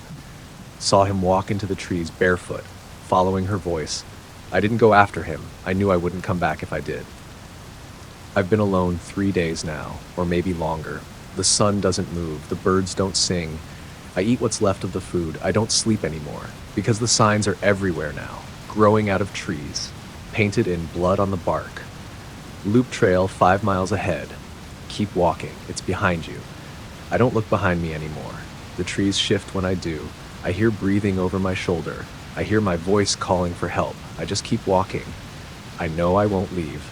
I just want to stop before I loop again. The other mother. After Dad remarried, things got strange. At first, I thought it was just me being bitter. I was 12, my real mom had only been gone a year, and I didn't want anyone taking her place, especially not someone like Lorna. She was quiet, too quiet. Always smiling, but never in the way that reached her eyes. She never got mad, never raised her voice, even when I was being an absolute brat. That somehow made it worse. Dad said I'd get used to her, that she was trying. But I noticed things, like how she always locked the basement door at night, or how the cat, Pudding, wouldn't go near her, or how she'd stand outside my bedroom door in the middle of the night, just standing. I'd hear the floor creak and peek through the keyhole, and there she'd be, motionless in the dark, facing the door, always gone by morning. One night I asked her why she did that. She didn't even blink. "I worry about you, sweetie. I just want to make sure you're safe." She touched my cheek. Her skin was ice cold. Her fingers were too long. I told Dad. He laughed, said I had an overactive imagination. "She's trying to bond with you," he said. I didn't argue, but I started locking my door at night and I started listening. Lorna hummed when she thought she was alone. Not songs I recognized, just low, rhythmic sounds. Repetitive, ancient sounding, almost like chanting. I once caught her humming in the kitchen while slicing carrots, except the carrots weren't there, just the knife, and a cutting board soaked in something dark. When she saw me, she dropped the knife, smiled. "Dinner soon, sweetheart." She served takeout that night. Dad didn't notice anything. The basement was always locked. Padlock, deadbolt, steel latch. Once when Lorna went to the store, I found the keys. I told myself I was being stupid, paranoid, even cruel. But the second I stepped into that basement, I knew something was wrong. The walls weren't stone, they were skin, stretched thin and pulsing, threaded with dark veins. A pile of bones sat in one corner, small, clean, organized, children's bones. And at the center of the room stood a tall oval mirror, framed in something that looked like twisted teeth. And in the reflection, I wasn't there. But Lorna was, smiling, standing behind me, even though she wasn't in the room. I slammed the door and locked it again, burned the keys in the fireplace. That night, Lorna made my favorite meal. She said she could tell I was feeling better, that she was so proud of me. I didn't eat. Neither did Dad, because he wasn't at dinner. I asked where he was. She said, "He's resting." But his car was still in the driveway. His shoes were by the door. His phone was buzzing on the counter. I went to his room. The bed was empty, but the sheets were wet, and something was wriggling under the pillow. I didn't look. I ran to my room, locked the door, stayed awake all night, listening to Lorna's soft humming and the dragging sound outside my door. At sunrise, I crept out. The house was silent, no sign of Lorna. I grabbed my backpack and went for the front door. It was sealed shut. No knob, no hinges, just wall. All the windows were bricked over from the outside. The phone was dead. My cell had no service. The walls began to breathe, slow and steady like a sleeping lung. Then I heard her voice behind me. "You're not ready to leave yet." I turned. She wasn't Lorna anymore. Her skin was too loose. Her smile was too wide. Her eyes were all pupil, black and bottomless. "You're almost perfect," she whispered. "Almost ready." Then she opened her mouth, wider and wider, until her jaw unhinged, until the scream inside came pouring out, not from her throat, but from everywhere. The walls, the floor, the air, all screaming in 1,000 tiny voices. Children's voices, begging, crying, laughing, and underneath it all, my father's voice, calling my name. I ran, down the hall, through the bathroom, up into the attic, but it wasn't the attic anymore. It was the basement. The mirror waited for me. I saw myself in it, not as I was, but pale, empty-eyed, smiling, like her, like the others, and I realized what she was. Not a woman, not a stepmom, not anything with a name. She was something ancient, something that mimics mothers, that steps into their skin and waits until we're weakest, until we're sad, alone, vulnerable. She doesn't raise children. She harvests them, builds her own little perfect family inside the mirror, and I was next. I don't remember how I got out, only that I woke up 3 days later in a hospital bed. They said a neighbor found me outside, barefoot, covered in blood and ash, muttering nonsense. The house was gone. Burned down to the foundation, no trace of my father, no trace of her. They said the fire started in the basement. They asked me where I was. I said nothing. I was placed in temporary care, then a foster home, then another. But some nights I wake to soft humming outside my window, no matter where I am. and I see her reflection in the glass, smiling, waiting, still calling herself Mom. The exhibit room. The Harrogate Museum of Human Curiosities wasn't listed on any map. I found it while driving home from a friend's wedding, lost on winding back roads through a town that didn't seem to have a name.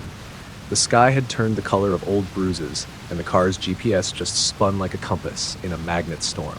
Then I saw the sign. Harrogate Museum, open dusk to dawn. I should have kept driving, but I needed directions. Maybe gas. A bathroom. And the museum's lantern-lit porch looked welcoming, old-fashioned, quiet. A mistake. The front room was like any small-town museum. Cracked tiles, moth-bitten carpet, too many mannequins dressed in clothes no one ever wore. A woman behind the front desk smiled without showing teeth. "Admission is free," she said, "but you must stay until sunrise." I laughed, thinking it was a joke. She didn't blink. Her eyes were glassy, like taxidermy. "Enjoy the exhibits." The first room was called the Hall of Forgotten Professions.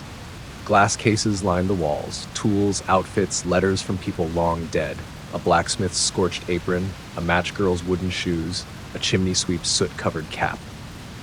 In the center of the room stood a mannequin dressed in a plague doctor's robes, beaked mask and all. As I passed, it turned to face me. Just slightly. I spun around, but it hadn't moved, except now it was pointing toward the next room, the children's gallery. Toys sat behind glass, spinning tops, cracked dolls, wooden teethers with bite marks. The lights buzzed overhead. I felt a headache blooming behind my eyes. Then I noticed the girl. She stood at the far end of the room in a white lace dress, staring at an empty cradle. Her hair was dark. Her hands trembled. I called out. She didn't move, but when I blinked, she was gone. The cradle was filled. Something inside it writhed beneath a sheet. I didn't look. I left the room, and the lights behind me went out. The hallway stretched too far, longer than the building could be. The carpet grew damp, the lights dimmed. Ahead, I saw the next exhibit, Artifacts from the Lost. A narrow room of glass pedestals, each holding a personal item. A single glove, a cracked mirror, a hairbrush filled with long black strands. One pedestal held a Polaroid of me, standing in the hallway. I hadn't taken it, and yet the background in the photo showed a room I hadn't entered yet. But the woman in the photo, standing behind me, I felt her breath on my neck. I ran. The doors wouldn't open. I screamed for help. No one came. Back at the front desk, the woman was gone. Her chair was empty, but in her place sat a new exhibit sign. Live display, visitor 2467. A glass case behind the counter was fogged with breath. From the inside, something moved behind the glass. I turned and bolted into the only room left unvisited. The exhibit room, and the door shut behind me. It was circular, mirrored walls, flickering candles, and in the center, a chair, old, strapped, waiting. I backed away. The mirrors began to ripple, like water, and reflections stepped out of them. Each one was me, but not quite. One had no eyes, one had stitched lips, one dragged torn feet and bled with every step. They surrounded me, spoke in one voice. "You've seen too much." I tried to run. Hands grabbed me, pulled me into the chair, straps coiled around my wrists and ankles like vines, and then pain. White hot. Behind my eyes, inside my teeth, I screamed. The mirrors shattered, and the world blinked out. I woke at sunrise on the side of the road. My car sat beside me, keys in the ignition. A sign behind me read, "Thank you for visiting Harrogate." The museum was gone. No building, no path, just forest. But in my pocket was a slip of paper. On it, a list of names, all crossed out, except the last one. Visitor 467, exhibit pending. And I swear, when I pass a mirror now, sometimes my reflection doesn't follow.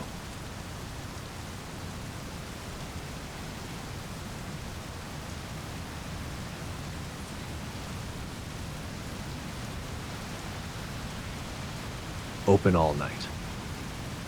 I was 3 hours into a long night drive when I saw the gas station. It blinked into view like it had always been there. Fluorescent lights humming above rusting pumps, a flickering sign that read "Open all night," and a single car parked beside the building, covered in dust like it hadn't moved in years. There hadn't been anything for miles. No towns, no other cars, no cell service. Just this gas station, sitting alone under a sky that looked too heavy to fall. I pulled in. My tank was near empty, and I figured I could at least get directions or maybe a coffee. The air was dead quiet. No wind, No insects, just the faint buzz of the sign and the low hum of the lights above. I stepped out of my car. As soon as my foot hit the ground, the gas station door opened, slowly, deliberately. A man stood in the doorway, tall, pale, thin as fence wire. His eyes were gray, almost silver, and they didn't blink when he spoke. "Pump's broken, but we've got coffee." I tried to smile, tried to ask for directions. He didn't answer. He just turned and walked back inside. I followed. The inside was worse than the outside. The overhead lights buzzed like angry flies. The floor tiles were cracked and sticky. The fridges held rows of drinks that hadn't existed in decades, glass bottles with names I didn't recognize, some written in languages I couldn't place. A rack of beef jerky looked mummified. The coffee machine steamed behind the counter, but the glass pot was full of something too thick to be coffee. The man gestured to it without turning around. "Fresh pot." I shook my head. "I'm just looking for directions. Or maybe a phone. My signal dropped a while back." He nodded slowly. Then he pointed. Behind me. To a payphone in the far corner. I hadn't seen it when I walked in. It looked too clean, too new, like it had been installed 5 minutes ago. I picked up the receiver. No dial tone. Just static. Then a voice. A whisper. Low, distant, and familiar. My voice. "You shouldn't be here." I dropped the phone, turned to leave. The door was gone. Just a wall. Shelves where the entrance had been. The man behind the counter hadn't moved. "You're inside now," he said. I walked the aisles, looking for another exit, another window, anything. The rows went on too far. Aisles stretched into shadows that didn't end. I passed cans of food that pulsed faintly, like they had heartbeats. A jar of pickled eggs turned to follow me with something that looked like an eye. I ran, turned corners, tried to retrace my steps, came back to the same aisle. Every time. And now the man behind the counter wasn't alone. Others had joined him. People, or at least things that wore people's faces. Their skin hung too loose, their mouths were too wide, their eyes were wrong. They smiled when I saw them, and in one voice they said, "Pump's working now." I bolted back outside. The door was there again. The lot was different. The sign was gone. My car was gone. And in its place, at pump number 4, was a new car. Just like mine. Same make, same color, same dent on the fender, but covered in frost. And behind the wheel was me. Frozen. Mouth open, eyes wide, a receipt stuck to the windshield. One fill-up, one soul. I stumbled back, turned toward the road, except there was no road. Just black, not darkness. Black. A wall of it. Like paint poured from the sky. I screamed. But the sound didn't leave my mouth. It curled inward, like everything else here. Pulled in. Swallowed. Trapped. The man was behind me again, closer this time. His eyes were gone, just holes. "We're open all night," he whispered. "And you're our favorite customer." I don't remember how long I ran. Time isn't right here. Clocks spin backward. The moon never rises. I find doors sometimes. Sometimes they lead to other aisles, sometimes to memories. I once opened a cooler door and saw my childhood bedroom. My mom standing in the doorway, calling me for dinner. I cried. She didn't see me. She peeled off her skin instead, hung it on a hook, and walked away. I think I'm part of the staff now. I wear the uniform. I greet the next ones when they come through the door. I pour the coffee. And when they ask for directions, I smile without blinking and say, "Pump's broken, but we've got coffee." Because once you've been inside the station, you never really leave.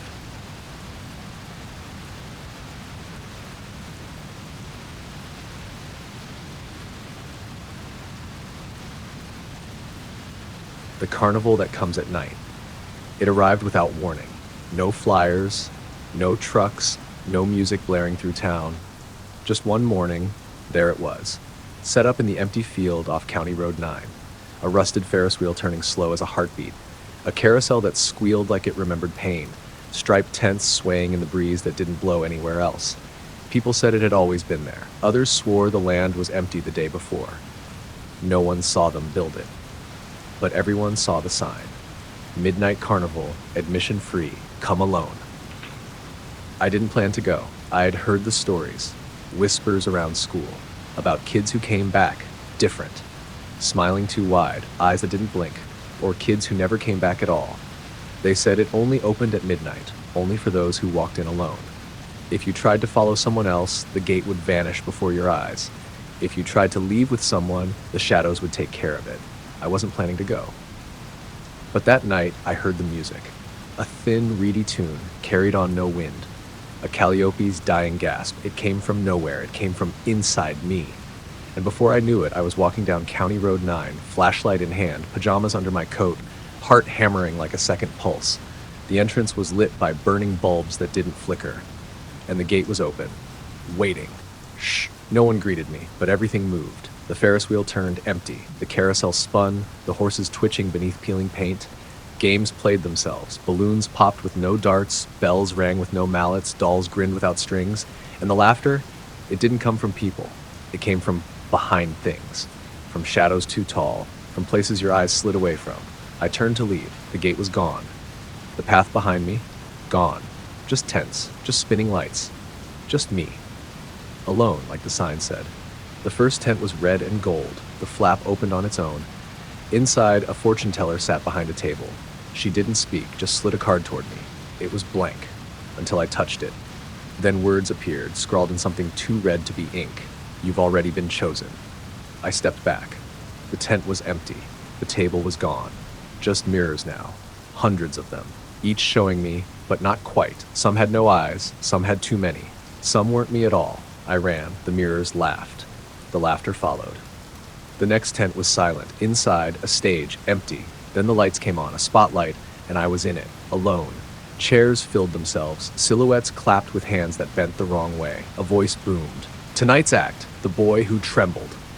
And I did, because I couldn't move, couldn't run, and the curtains on either side pulled back, revealing me. Hanging from strings, puppet versions, dozens of them. Each one acting out moments from my life, crying alone, screaming in the dark, wishing someone would love me. The crowd laughed, the strings snapped, and the puppets fell, still smiling. One turned its head toward me.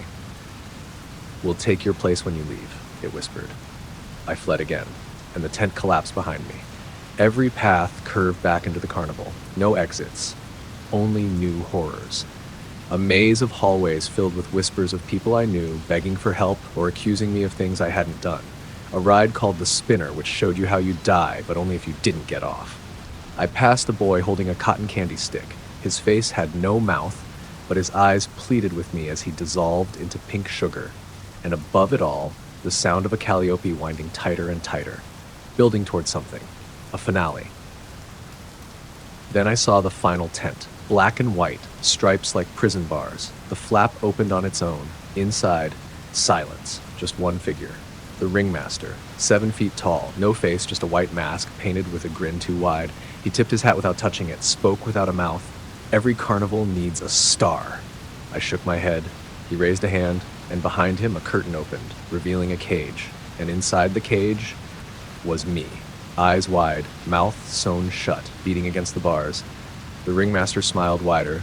"You've been such a good audience," he said, and clapped. Once. The ground opened beneath me. I fell through blackness, spinning, screaming, choking on cotton candy and smoke and laughter. Then I woke up, in my bed, morning light, safe.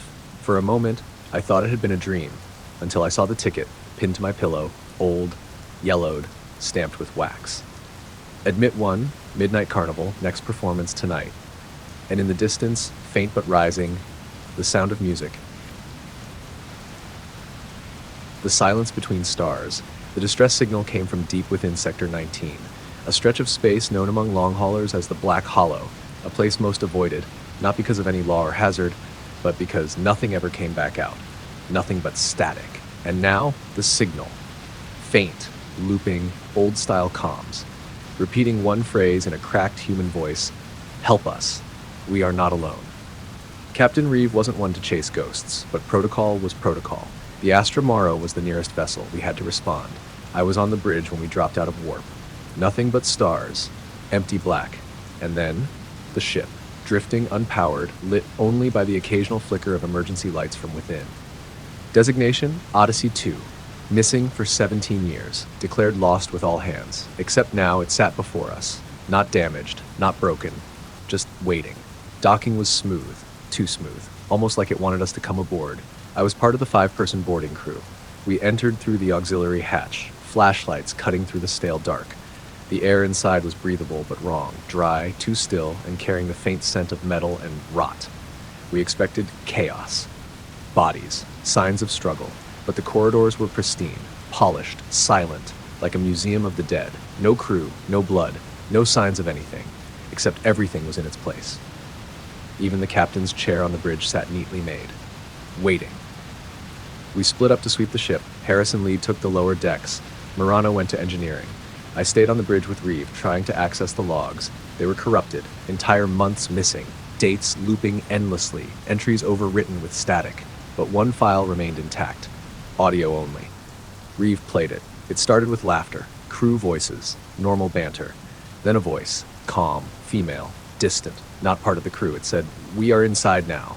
Then came the screaming, the tearing, the wet sounds of something too fast, too many limbs, too much hunger.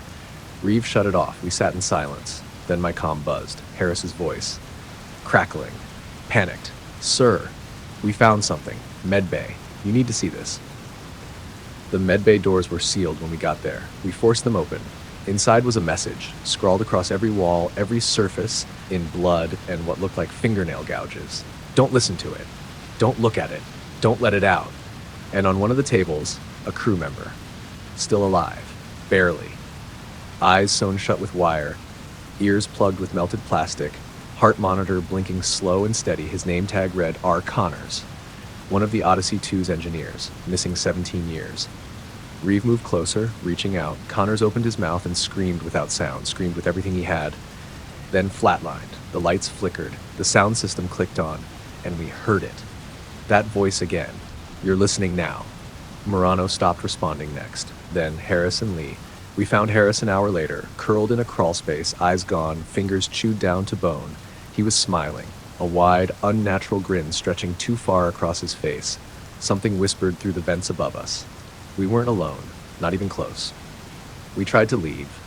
Docking clamps disengaged, but the hatch wouldn't open. Reeve slammed the controls again and again.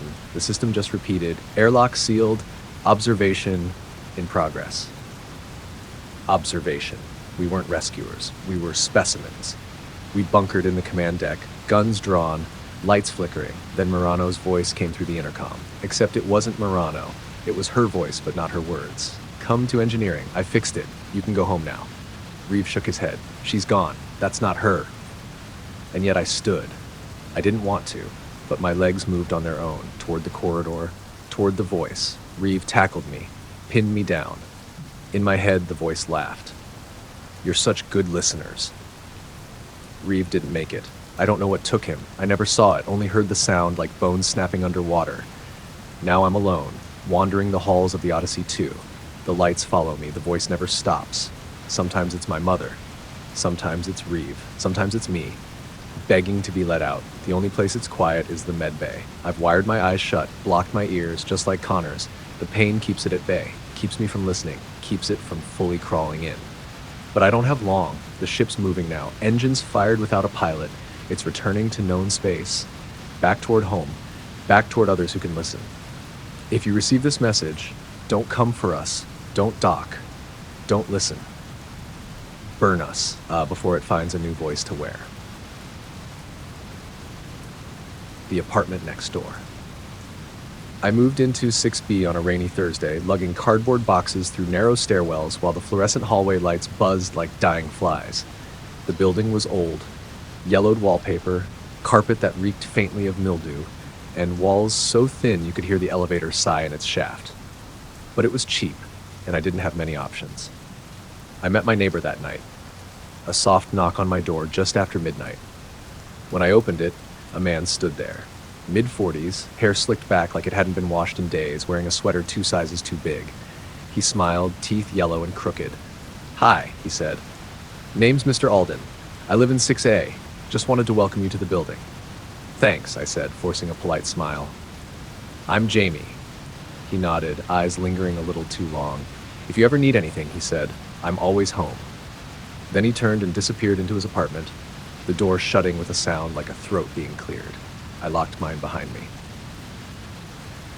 The first night, I heard noises through the wall, not normal apartment sounds. No music, no television, no footsteps, just humming, low, tuneless, like a lullaby hummed without care, and then a dragging sound like something heavy being pulled across the floor. Sometimes there were knocks, rhythmic, deliberate. I told myself it was plumbing or an old fridge, but the humming continued every night, always around 2 a.m., and it never stopped at the same time. A week later, I got curious. I knocked on Alden's door. No answer. I knocked again. Nothing. I was about to leave when I heard something shift behind the door, slow, like someone had crawled across the floor and pressed their ear against it. Then a whisper, too quiet to fully hear, but just loud enough to chill the blood in my spine. I left. Didn't knock again. One night, around 3 a.m., I woke up to tapping. Not on the wall, on the window. I live on the 6th floor. I sat up in bed, heart pounding. The tapping continued, soft, deliberate. 3 knocks, pause. 3 knocks again. I crept to the window and peeled back the curtain. No one there. Just condensation on the glass and 5 smudged fingerprints. From the outside. The next morning, I found a note slid under my door. No envelope, just a scrap of paper, shaky handwriting. You should stop watching me. He doesn't like that. No name, no signature. I ran to the building manager, asked who lived in 6A. She frowned, tapped a pen on her desk. No one's in 6A, she said. Been empty for almost a year. Last guy went missing. Police couldn't find anything. I blinked. What about Mr. Alden? She shook her head. No Alden in the building. I didn't sleep that night. The humming returned, louder now, and the dragging sound closer. I bought a small camera. Slid it into the air vent facing the adjoining wall. Set it to record overnight. What I saw the next morning made me throw up. At 2:07 a.m., the wall opened. Not like a door. Like flesh. The plaster split like skin peeling apart, revealing a hole that pulsed like a throat, and something crawled out. Not a man. Not exactly. It wore Alden's sweater, but its limbs were too long, elbows bending backward. Its face hung loose, like someone had draped skin over an empty frame. It didn't walk. It slithered, and it came right up to the vent. It stared into the camera for 5 full minutes. Then it smiled and whispered, "Now we're neighbors." The feed cut to static. I tried to leave that day, grabbed a bag, ran to the elevator, but the buttons didn't work. None of them lit up. The doors wouldn't open. The stairs were gone. Literally gone, just wall where the stairwell had been. I went back to 6B. My key didn't fit anymore, but the door opened anyway, and inside, everything was wrong. The furniture was mine, but it was moldy, warped, like it had been left in water for weeks. My bed had handprints on the sheets, deep, pressed in as if something had lain there for hours. The humming started again, from inside the closet. I didn't check. I sat in the hallway until morning. The building manager didn't remember me. Swore I'd never signed a lease. The apartment? Vacant. But she gave me the key again, cheerfully.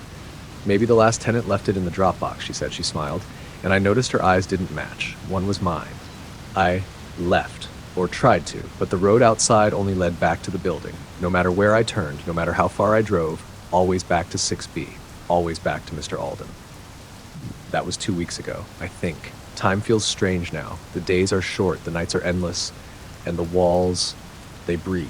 Sometimes he knocks from inside them. Sometimes he's already in the room. I don't sleep anymore, but I still hear the humming, low, constant. And last night I found a new note. It said, "You're always home now too." And below it, written in a child's shaky scrawl, "I hope the next neighbor's nice." Last train to Grenton. It was past midnight when I boarded the train. The platform at Holloway Station was deserted, save for an old man sleeping upright on a bench and the station clock, frozen at 12:13. I never taken this train before. It wasn't on any schedule I'd checked, but the overhead screen simply read, "Grenton, 1 a.m. on time." Grenton was my hometown. I hadn't been back in years, not since I left for university, then work, then life. But tonight something pulled me back, something unspoken. My phone had buzzed with a message hours earlier, one I never saw sent, from unknown. "You need to come home. He's waiting." No name, no number, just that. I told myself it was a prank, but I packed a bag anyway. And now, here I was, stepping onto the last train of the night, its doors opening with a long, tired hiss. The inside of the carriage was dim. Old-fashioned seats, green velvet, iron armrests, brass fittings dulled with time. No advertisements, no train map, no conductor. Just a few passengers, spaced out and silent. I sat by the window. Outside, the platform stretched too far, much farther than it should have. It faded into darkness like a hallway that never ends. The train began to move, and the lights overhead flickered. None of the other passengers looked up. I tried to check my phone. No service, not even Wi-Fi. The message was gone. My battery dropped from 54% to 1% in seconds, then died. The window beside me no longer showed the outside world, just blackness, like the train was cutting through a void. We passed no stations, no signs, just darkness and the low hum of the engine. The man across from me turned his head. He looked familiar. His skin was pale and thin, almost translucent. His mouth moved, but no sound came out. I leaned forward. He mouthed 3 words, "Don't get off." I blinked. He was gone. His seat was empty. I stood up. Everyone around me was gone. The car was silent. Too silent. I moved to the next carriage. The door groaned as I opened it. Inside, dozens of people stood shoulder to shoulder, but their feet didn't touch the floor. They hovered, eyes closed, hands twitching as if dreaming. Their mouths moved in perfect unison. A whisper, layered and overlapping. I leaned closer. They were chanting something. My name. Over and over. I slammed the door shut. Returned to my seat. It was occupied now, by a boy, no older than 10. He looked at me. His eyes were completely white. He handed me something. A ticket stub. It had my name printed on it. Ha. One way. Non-transferable. Final. I tried to ask him who he was. He whispered, "I remember you." Then his skin crumbled like ash in the wind, and he was gone. Only the ticket remained. The train slowed. The intercom crackled to life. A voice spoke, distorted and broken. "Next stop, Grenton." I stood. My heart pounded. I wasn't ready. I didn't know why, but something inside screamed not to get off. The doors opened. Grenton station was empty, lit by flickering bulbs that swung despite no wind. The platform was wet with old blood. A sign above the exit read, "You left, he stayed." A child's toy sat on the bench, a stuffed bear missing one eye, my old bear, from my childhood, the one we buried with my brother. I stepped back. The doors began to close, but something climbed aboard. Something wrong. Tall, wrapped in rotting cloth, a face hidden in shadows. It smelled like grave dirt and rain. It sat across from me. Its voice sounded like my brother's. "You left me behind." I was 8 when it happened. My brother fell into the river behind our house. I ran. I didn't help. I watched him go under. I said nothing for hours. By the time they found him, it was too late, and I left, moved far away, never came home. Never visited his grave, never said goodbye, until now. The thing leaned closer, its face almost human, almost him. "You can stay. We can ride together, forever." I closed my eyes. When I opened them, I was the only one in the car. The train raced through the dark. The window reflected my face, and behind me his, still smiling, still waiting. I don't know how long I've been here. Hours, days, time doesn't work right anymore. The train never stops. The passengers change. Sometimes they whisper my name, sometimes they take my shape, sometimes they cry like he did. I never sleep. The lights never stay on, and every few hours the voice returns. "Next stop, Grenton." But the doors never open again. I missed my chance, and now I ride forever. It started with an email I shouldn't have opened. Subject line, bug report, fatal encounter, response 2. No sender, no signature, no body text, just a single attachment, a .zip folder titled response2.exe. At first I assumed it was spam or malware, but curiosity, well, it's a hell of a thing. I was a QA tester for an indie studio that had recently gone under. We'd been working on a roguelike dungeon crawler called Fatal Encounter. Standard stuff. Procedural levels, permadeath, grim soundtrack, blood and bones. We never finished it. The game became unstable toward the end. Random crashes, memory leaks, and occasional audio glitches, garbled whispers that weren't in any build files. The project lead vanished one night. His apartment locked from the inside. Code frozen on his monitor. One last commit on GitHub. Response2.cpp. That branch was locked. No one touched it after that. Until now. I extracted the file and ran it inside a sandbox. The window popped open instantly. No title screen. Just pixelated darkness and a flickering torchlight effect. I recognized the engine, our engine, but the art was different, wrong. The walls were veined with something red, pulsating. Shadows twitched when they shouldn't. The player's sprite was a figure I didn't recognize, tall, distorted, no face. It moved without input. I watched for a minute, then the screen glitched, flashed a single frame, a photo of me, at my desk. I yanked the Ethernet cable from my PC. The game kept running. The figure stopped in front of a door. On it, response 1 received, proceed to response 2. The door opened on its own. Inside, a table, a single item, an envelope. The game made me click it. Inside was a note you were supposed to test. Instead, you watched. You left it open. You let it out. Now you will fix it. The screen went black. Then response 2 initiated. My monitor turned off. The lights in my apartment dimmed. And I heard a voice from my speakers, low and cold and close. You're already in the game. I shut everything down, physically unplugged the tower, went to bed, had nightmares, labyrinths made of skin, eyes in the walls, voices whispering fragments of code I hadn't heard in years. In the dream, the exit door was labeled patch complete. I woke up with bloody fingernail gouges in my palm. The next morning, my phone buzzed. A notification from an app I'd never downloaded. Fatal encounter. Session resumes in 0030. I tried to delete it, wouldn't uninstall. The countdown reached 0. My phone screen filled with static, then showed the same sprite, faceless, tall, standing at my front door, in-game but rendered in real time. Then it knocked. I heard it from my actual front door. 3 soft knocks, I didn't answer. The app showed response failed, restarting protocol. I drove across town, stayed with an old friend, told him I was having a breakdown. He humored me, let me crash on his couch. That night, he opened his laptop, paused. What the hell is this? He asked. On his screen, the same game. Fatal encounter. But he'd never downloaded it. The sprite was in a new room now, his living room. Same couch, same blanket, same lamp I was sitting under. I stood slowly, the sprite turned faceless. It raised one hand and waved. I threw the laptop across the room. The screen cracked. Didn't stop the game, it just changed. The sprite now had my face. Not pixelated. Real. Live feed level clarity, bleeding from the mouth, smiling. It typed something across the top of the screen. Response 2 accepted. You will spread us. My friend screamed. He vanished. One frame he was there. Next frame, static. I ran. The laptop still played the game. No power cord, no battery. Back home, my entire rig was on again. 3 monitors, glowing red. Lines of code scrolled across all 3. If user equals infected, launch response 3. And then, death is not an error. It is a patch note to shut it off. My keyboard burned hot under my hands, and the speakers whispered, where you go, we follow. What you open, we enter. Now, it's everywhere. USB sticks appearing in people's bags, QR codes on sidewalks that auto-install the game. Someone even streamed a playthrough on Twitch before their webcam glitched and showed something standing behind them. They haven't streamed since. The subreddit's gone. The Discord, corrupted. Every post ends with the same 3 words, we are playing. You don't have to run the game anymore. You just have to see it. And now that you've read this story, well, welcome to Response 2. After hours. No one remembers when the Hollow Pines Mall first opened.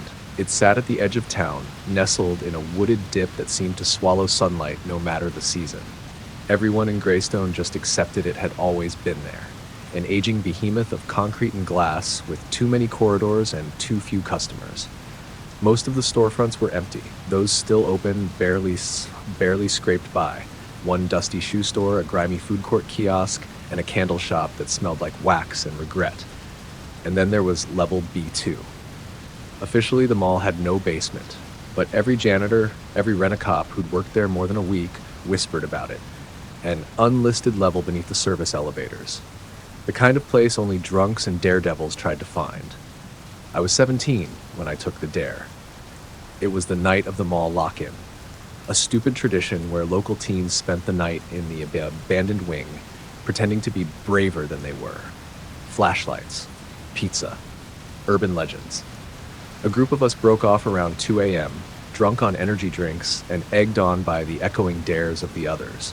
There were 5 of us, me, my cousin Drew, twin girls from our school, and a quiet guy named Miles, who always wore headphones even when they weren't plugged into anything. The plan was simple. Get to the bottom of the service elevator, prove it was just old storage, and come back heroes.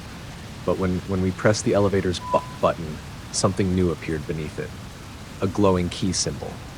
Miles, grinning like an idiot, held up a brass mall key he'd stolen from the janitor's cart earlier that night. He turned it in the panel. The elevator hummed. The display flickered. Shh. B2, staff only. The doors closed. No one spoke on the way down. It didn't feel like going down. It felt like being pulled sideways through a tunnel of wool and static. When the doors finally opened, the lights outside were dim red, like emergency lighting during a fire drill. Everything smelled damp, old.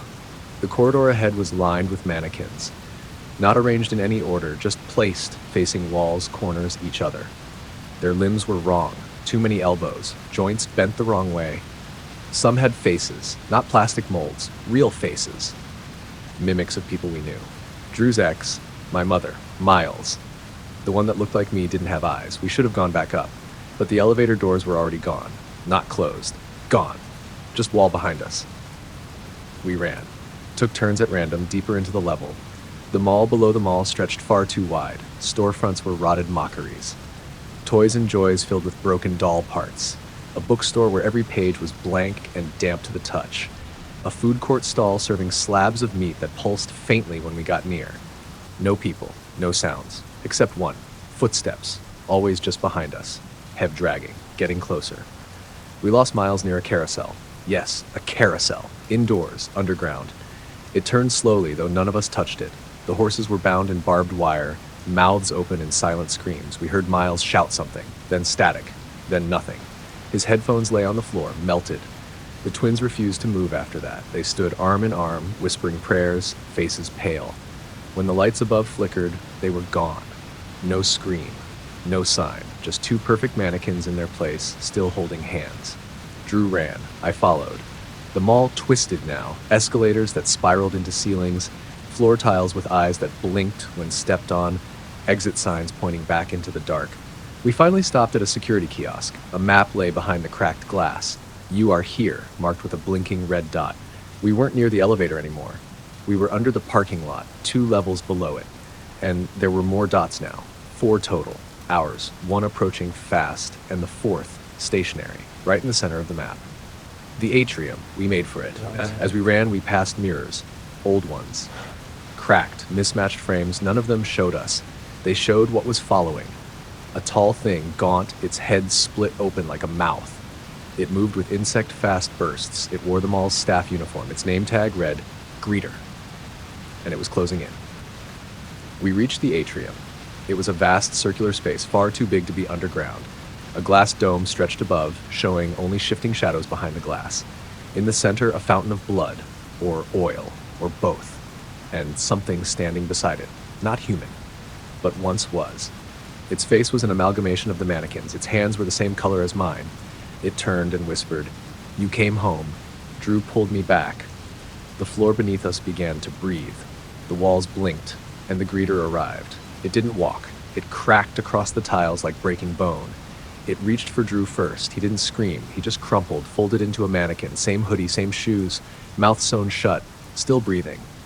I ran, found a janitor's door, inside. The elevator. Real this time, or as real as anything could be down there. I hit every button. The doors closed. The last thing I saw before they did was my reflection in the polished steel. Behind me, standing still. Me, but smiling wider. I woke in the food court, lights bright, mall bustling. No one noticed me lying there. Drew's name isn't in any records. The twins never existed. Miles? Found dead in a hotel 2 states over. Headphones melted. My phone was full of photos from the night, all blank, except one. A security cam frame. 5 of us entering the elevator, only one of us had a shadow. And now every night when I sleep, I hear the mall music start again, low, off key. And I feel the mannequins watching. One of them is starting to look like me.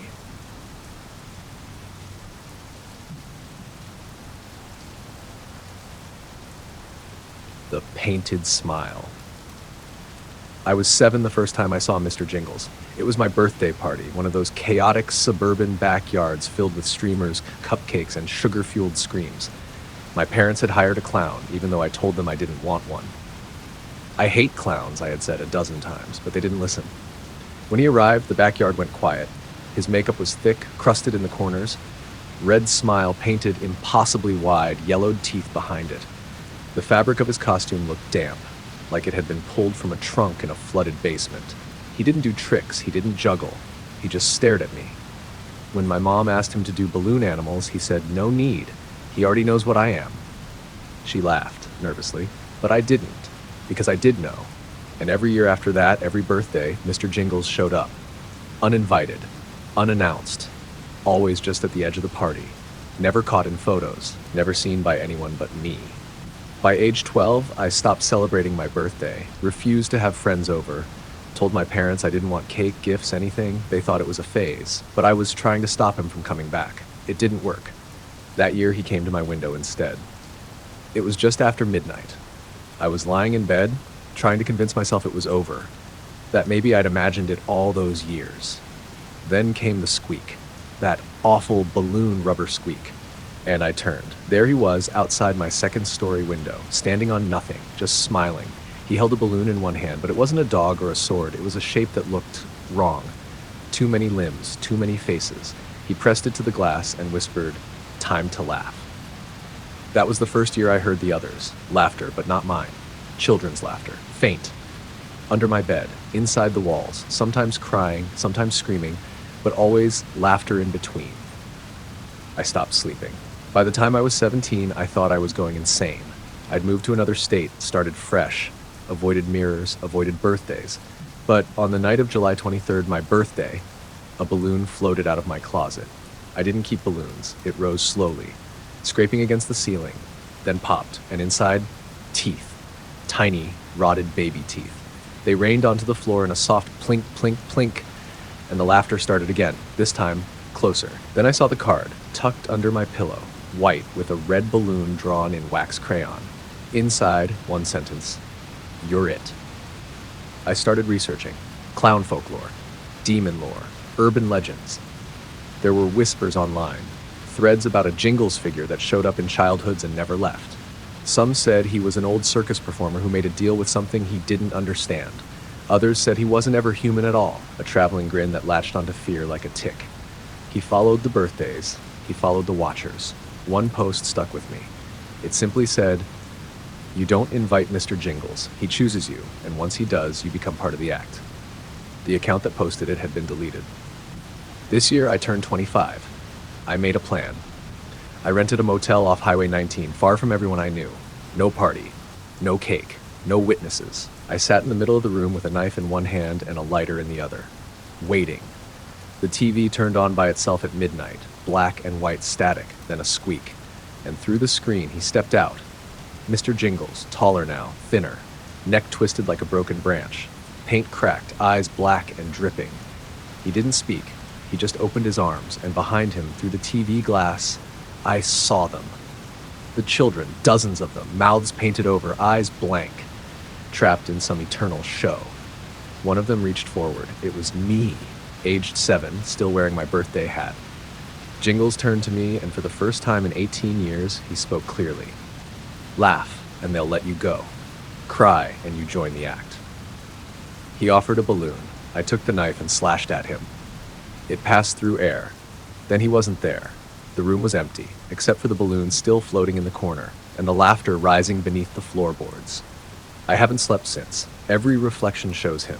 Every child's giggle turns my blood cold, and sometimes I see my younger self on missing posters in other towns. They all look like kids I never met, all of them smiling too wide, all of them gone. The last card I got said 1 more year. I don't know what happens when it runs out, but I know the circus never ends, not for me, not for him, because now I carry the joke, and someday soon, I'll be the one holding the balloon. The ones who stayed. Everyone has that one friend group they outgrow, the ones you drift from after high school or a summer job, promising to stay in touch but never really meaning it. I had a group like that. We called ourselves the Core Four: me, Danny, Marcus, and Theo. We met in middle school detention, got close fast, like the kind of close where you know every secret, every scar, every parent's schedule. We stayed tight through high school, always whispering about how we'd stick together forever. Only we didn't. After graduation, Danny went to art school in Chicago. Marcus moved to Oregon with his mom. Theo just kind of disappeared. His number stopped working. His Instagram went dark. We figured he was just being Theo, dramatic, always ghosting people. I stayed in our hometown, went to community college, worked nights at a liquor store. Life went on, until last month when I got a text from an unknown number. The core four, one last night, meet at the old field, midnight. No name, no context, but I knew who it was, and like an idiot, I went. The field was exactly the same, overgrown with that one rusted goalpost from when kids used to play soccer here, and they were all there. Danny, Marcus, even Theo. I didn't know whether to laugh or run. They looked exactly the same, not haven't aged much, the same. Exactly the same, like we'd stepped out of senior year yesterday. Same haircuts, same clothes. Danny even had the patched denim jacket she lost in 11th grade. No one mentioned it. We just hugged, joked, caught up like no time had passed. But it was off. All of it. The way they stood too still when not speaking. The way Marcus didn't blink, not once. The way Danny laughed at jokes I didn't make. I chalked it up to nostalgia and nerves. Told myself I was being paranoid. Then Theo spoke. Do you remember the game? We all fell quiet. Because we did. It wasn't a real game, just something we made up in freshman year back when Theo started bringing weird books to lunch. Old, leather-bound things with yellowed pages and symbols no one understood. We called it the circle game. You draw a ring in chalk, sit inside it, and say a phrase from the book. We bind, we bleed, we stay. Then you cut your hand and let it drip into the dirt. All four of you. We thought it was just edgy kid nonsense. But the night we did it, the air turned cold. Too cold for July, and the moon turned red. Just for a second. We laughed it off, called it a coincidence. But Theo started acting strange after that. Quiet, nervous. He'd flinch when he saw his reflection. He stopped going near the woods, and then he disappeared. Back in the field, he pulled something from his backpack. A can of chalk, 4 knives, and the book. That same old book. The cover still damp-looking. Still smelled like iron and mold. We're finishing it, he said. I didn't know it was unfinished, I replied. He stared at me like I'd asked if the sky was real. We bound, we bled, he said slowly, but we didn't stay. One of us left. I laughed awkwardly. Yeah, we all kinda... No, Danny cut in. You left. Something twisted in my stomach. That's not, I started. But Marcus stepped into the circle, then Danny, then Theo, all staring at me, waiting. You made the vow, Theo said. Now you're here to make it right. I should have run, but I stepped in. Just like before. Theo handed me the knife. The handle was warm. The metal pulsed. I cut my palm. The blood dripped into the circle. They did the same. As soon as the last drop hit the dirt, the world shifted. The stars vanished. The sky turned the color of rotting fruit. The trees around us groaned like they were breathing, and something moved in the dark beyond the field. Something tall. Watching. Theo began to chant in that ugly, twisting language from the book. I recognized one word, stay. The ground under my feet cracked. My vision blurred, and then I was back, standing in the field, alone, daylight, birds chirping, my phone buzzed, new notification, photo memories the core 4, 8 years ago today. I opened it. A picture of the 4 of us in the circle, smiling, laughing, but in the photo, I wasn't the one in the circle. I was standing outside it, watching. And in my place, standing in the circle was something with my face, smiling too wide, eyes too dark. I ran home, searched everything I could about the ritual, about the book. Nothing. No mentions, no records, until I found an old forum, archived and half-corrupted. One post stood out. They only need one to forget, one to break the vow, one to bring back. I'd broken it. I was the one who left, and they were never just a friend group. They were a binding. A cage, and now the cage is open. They've started showing up not in person, but in mirrors. Reflections of me surrounded by people who aren't there. Messages carved into the fogged glass after showers. We stayed. Why didn't you? My phone camera glitches when I'm alone, shows me laughing with unseen friends. Yesterday I found chalk on my doorstep, and the book in my bed, open to the last page. Blank except for one handwritten sentence. We bind, we bleed. Now you stay. I haven't left my apartment in days, because when I look outside, I see the field, and they're waiting. Room 12. It was supposed to be a quick stop. I'd been driving 16 hours straight, trying to outrun a breakup, a dead job, and the kind of silence that fills a car too long alone. My GPS rerouted me off the highway due to some accident up ahead, and before long, I found myself on a narrow 2-lane road with no lights and too many trees. Just past midnight, the neon sign flickered through the mist. Pine Shadows Motel. Vacancy. It looked like the kind of place serial killers dreamed of. One story. 12 rooms, U-shaped around a cracked parking lot. The office had that smell. Cigarettes, mildew, something sour under the counter. The man behind the desk didn't look up from his crossword. Cash only. 60 a night, you're in room 12. I didn't ask for it. He slid the key forward. It was already on the counter. Metal, not plastic. Old. No one ever does. Room 12 was at the far end of the lot. Half the lights were busted.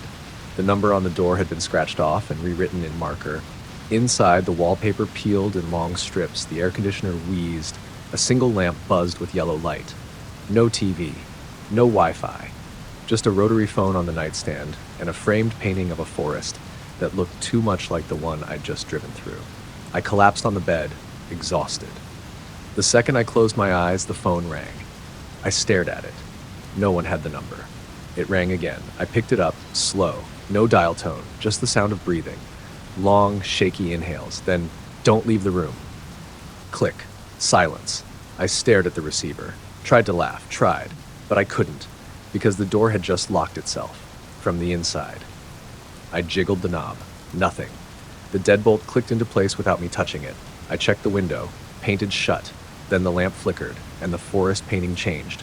Where before there were empty trees, now there was something standing among them. Tall, human-shaped, but wrong. It wore a suit, but its face was blank, smoothed over like wet clay. I blinked. The figure was closer now. The next time I looked, it was inside the forest cabin painted in the background. A small shadow in the window. I yanked the painting off the wall, threw it face down on the carpet. Then the phone rang again. I didn't answer, but it spoke anyway, from the receiver, from the speaker. "You're in room 12. You don't leave room 12. The lights died. The air turned cold, and the closet door creaked open. There was a man inside, or what had once been a man. He was on his knees, skin paper white, eyes wide and dead. Dried blood ringed his mouth like he'd chewed his own lips away. He whispered, voice like wind through teeth. He watches. When you sleep, when you dream, he waits behind the walls. Then he screamed, but not at me, at the corner behind the bathroom door. I turned. There was nothing there. When I looked back, the closet was empty, except for scratch marks in the wood. Dozens. Hundreds. Like someone had tried to claw their way out for a very long time. I tried the phone again.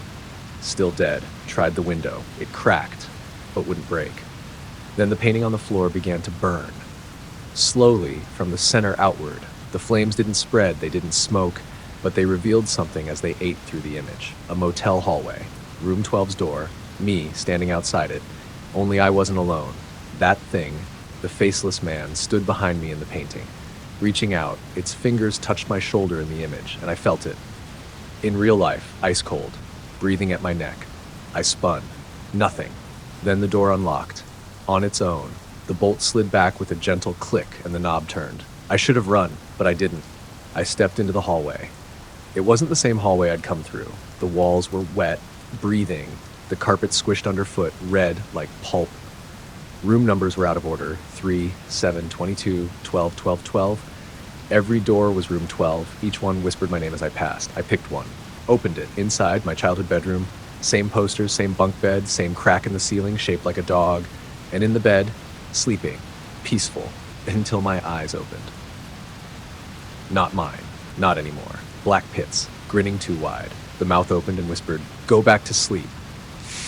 I ran, sprinted down the hallway that never ended, the floor folding in on itself like intestines. The walls pulsed. Laughter echoed from behind every door. Finally, I found the lobby again. Same man behind the desk, still doing his crossword. "Didn't stay the night?" he asked, not looking up. "What the hell is this place?" I gasped. He shrugged. "Depends on what you bring with you." He handed me something. My car keys. They were slick with blood. I drove, didn't look back, didn't stop until sunrise, didn't breathe right for days, but I made it out, I think. Except sometimes I wake up back in room 12, just for a second, long enough to hear the phone ring, long enough to see him in the corner, long enough to remember I never actually checked out.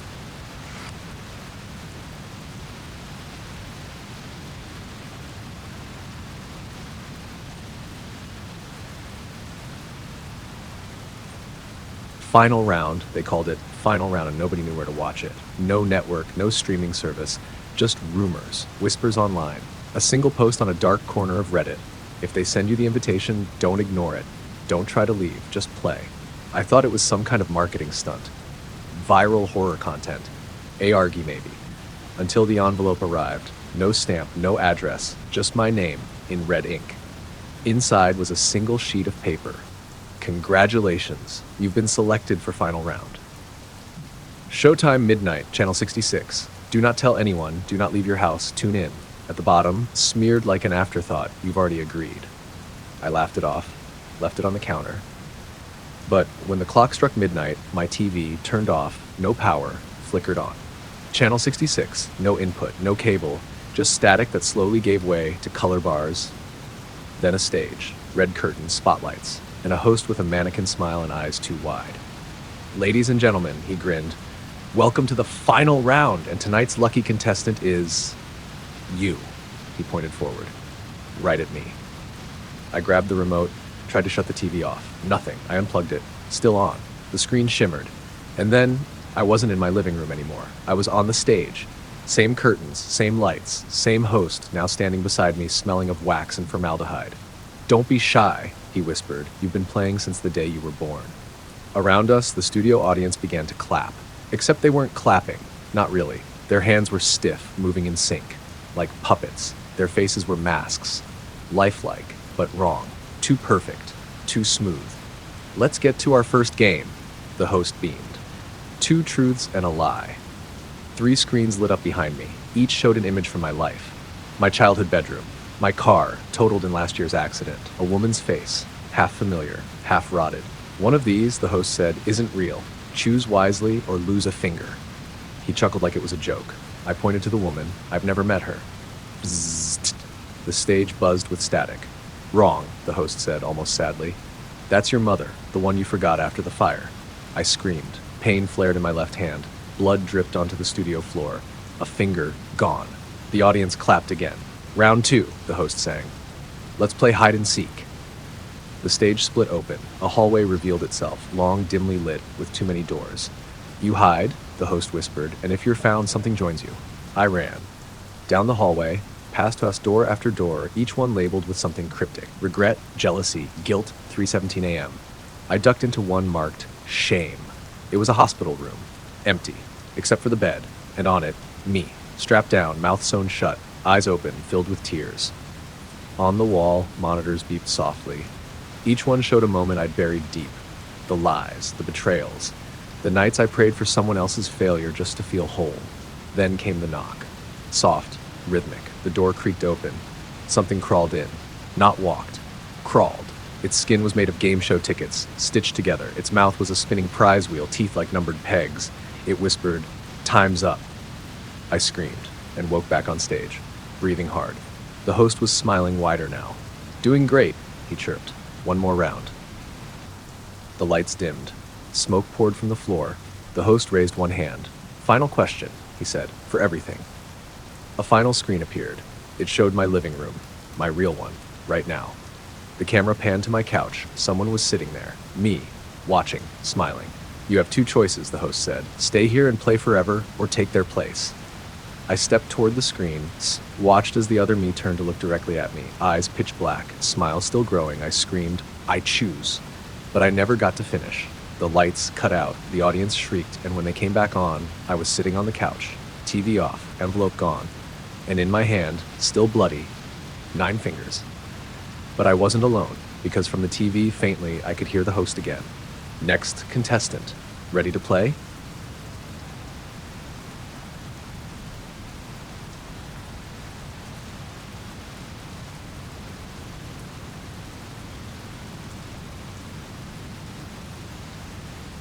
The book that read back. It was almost 9 p.m. when I found Whispering Pages. I hadn't meant to end up in that part of town. My phone had died and the rain was coming down in sheets. I ducked into the first storefront with light in the window. A faded sign hung above the door, letters barely legible beneath layers of grime. Whispering Pages, rare and used books. The place smelled of wet paper and ancient wood. The kind of smell that clings to your coat and whispers secrets in your ear when you're alone.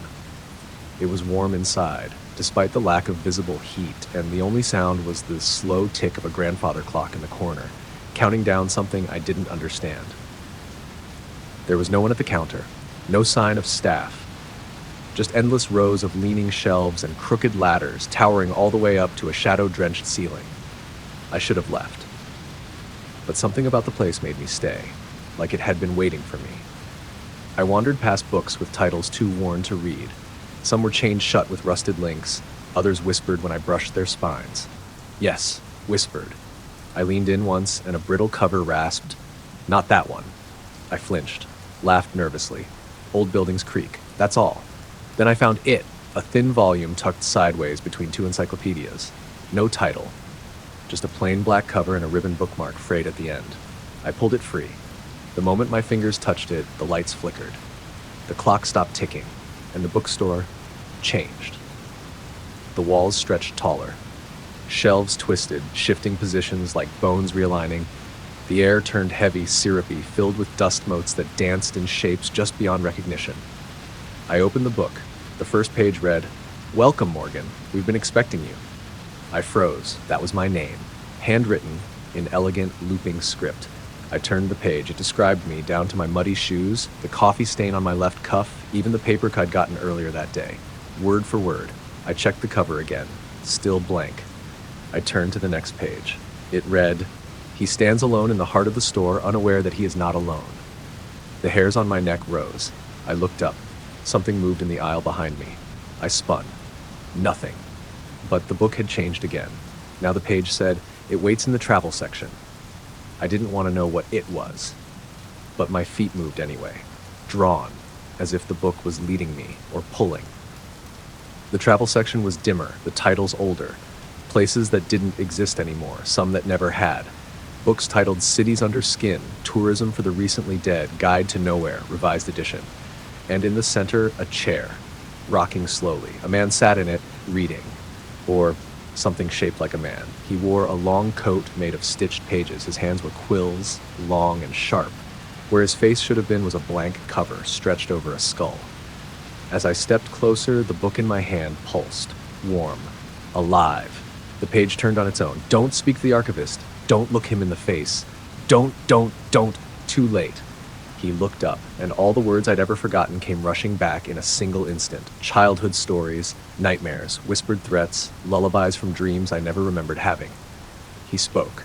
His voice sounded like tearing paper and fire swallowing old letters. "You've taken the book." I couldn't speak. "You've turned its pages." I backed away, shaking my head. "Now you must finish it." He stood. Books slid off the shelves and onto the floor. The shelves themselves bent inward, forming a maze. I ran. The maze closed behind me.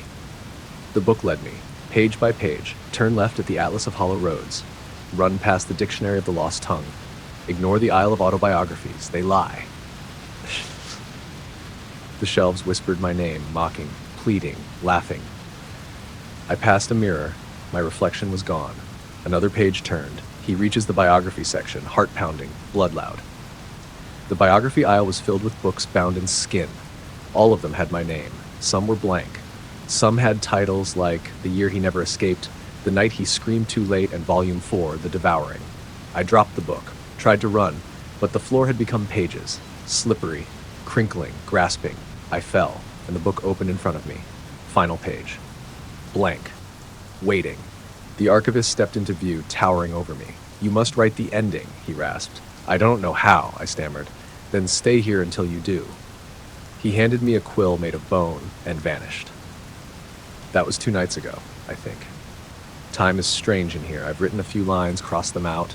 Every wrong sentence changes the shelves, makes the lights flicker, makes something crawl between the bookcases. I don't know what happens when I write the right ending, but I know what happens if I stop. They whisper it over and over from the pages on the floor.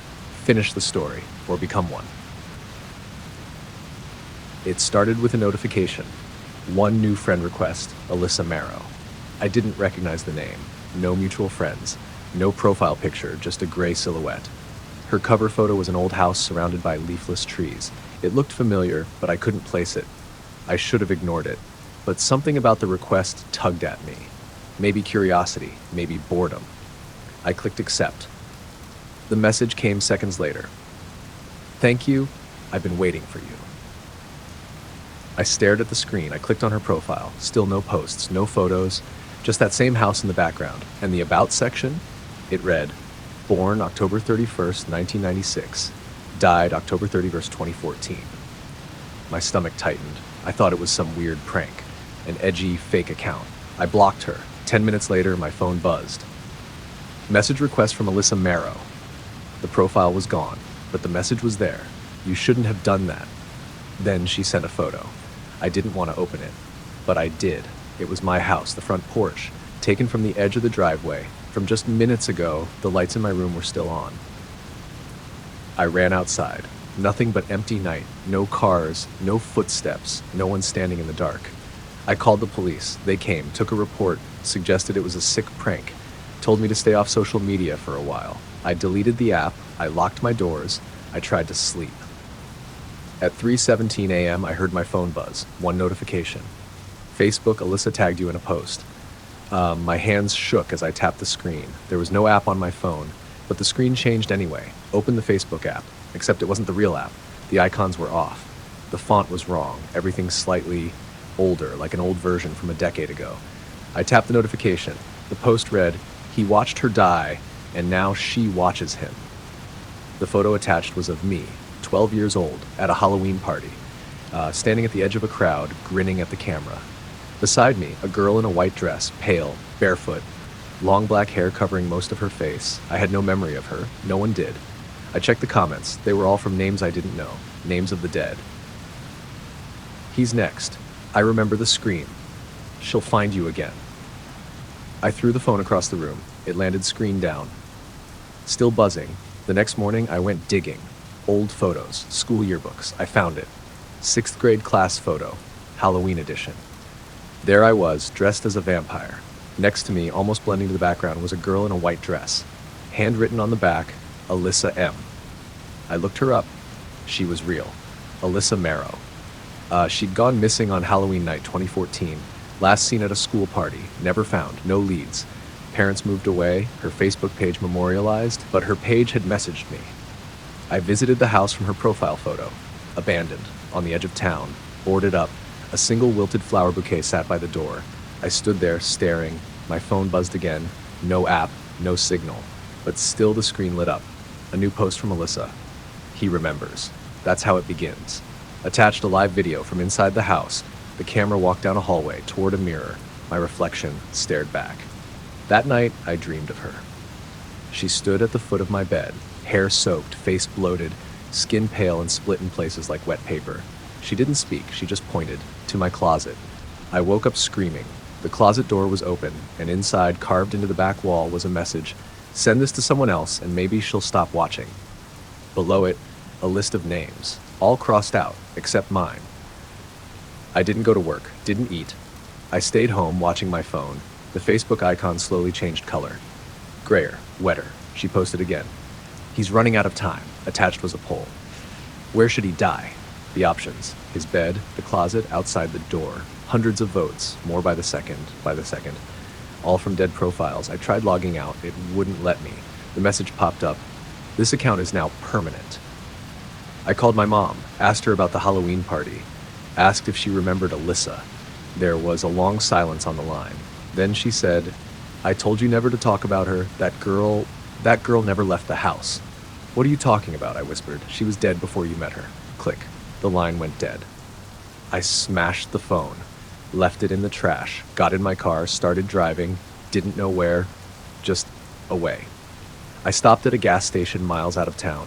The attendant gave me a strange look. "Your phone's been ringing non-stop," he said. He held it out to me. My phone, not the smashed one, fully intact, buzzing in his hand. I backed away, but the screen lit up. New message from Alyssa. Too late. The lights flickered in the gas station. The walls began to bleed, not real blood, but thick black fluid like ink. The TVs behind the counter turned on. Every screen showed me, sleeping, crying, running, hiding. Then her. Her face now fully visible, empty eyes, mouth unhinged, too many teeth. She climbed out of the frame. I don't know where I am now. Not really. They say I've been in a coma since the night I crashed my car outside that house. They say I talk in my sleep. Say one name over and over, Alyssa. But I'm awake. I'm writing this on a wall. They don't know I'm still inside. Inside the game she made, the one you just joined, by reading this. Check your friend requests. There's one waiting for you.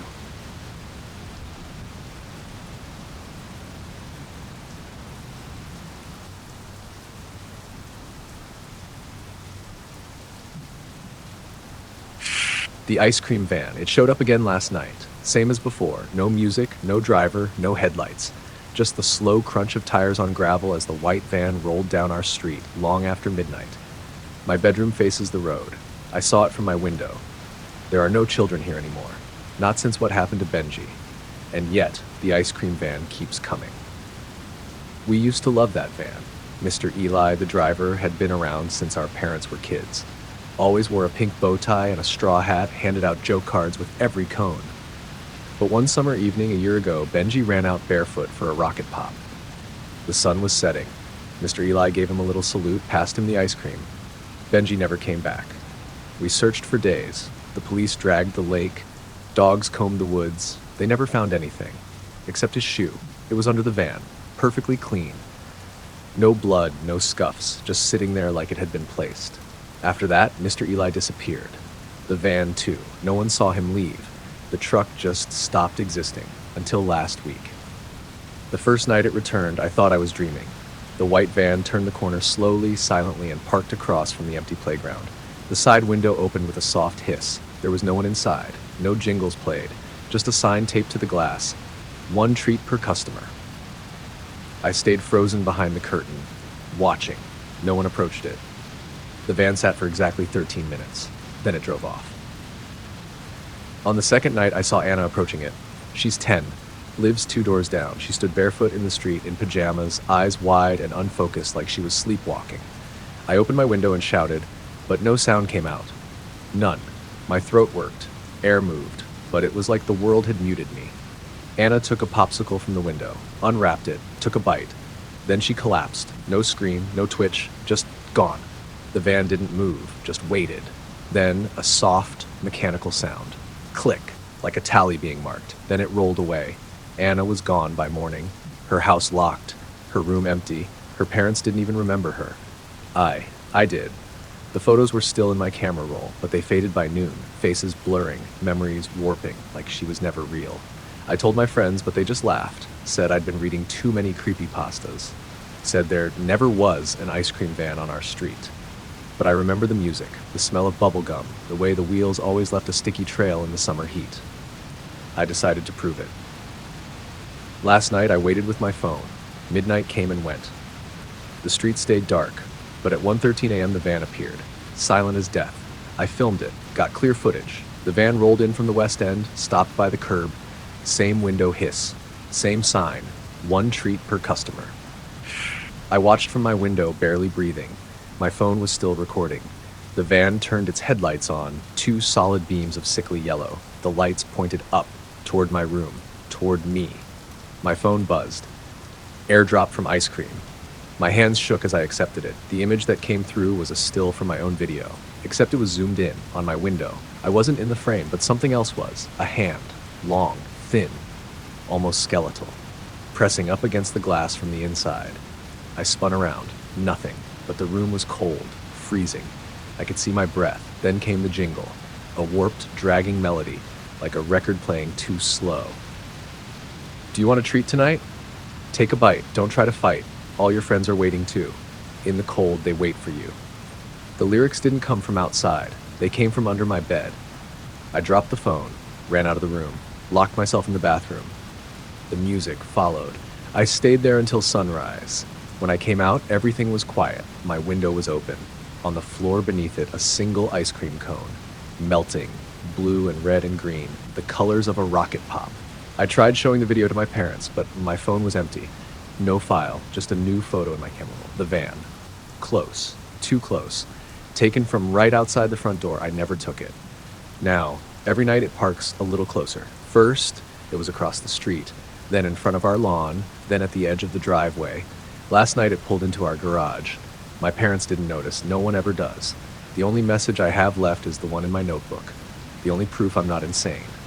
If you're reading this and you hear the jingle, don't open your window. Don't accept the treat. Because you don't eat it. It eats you.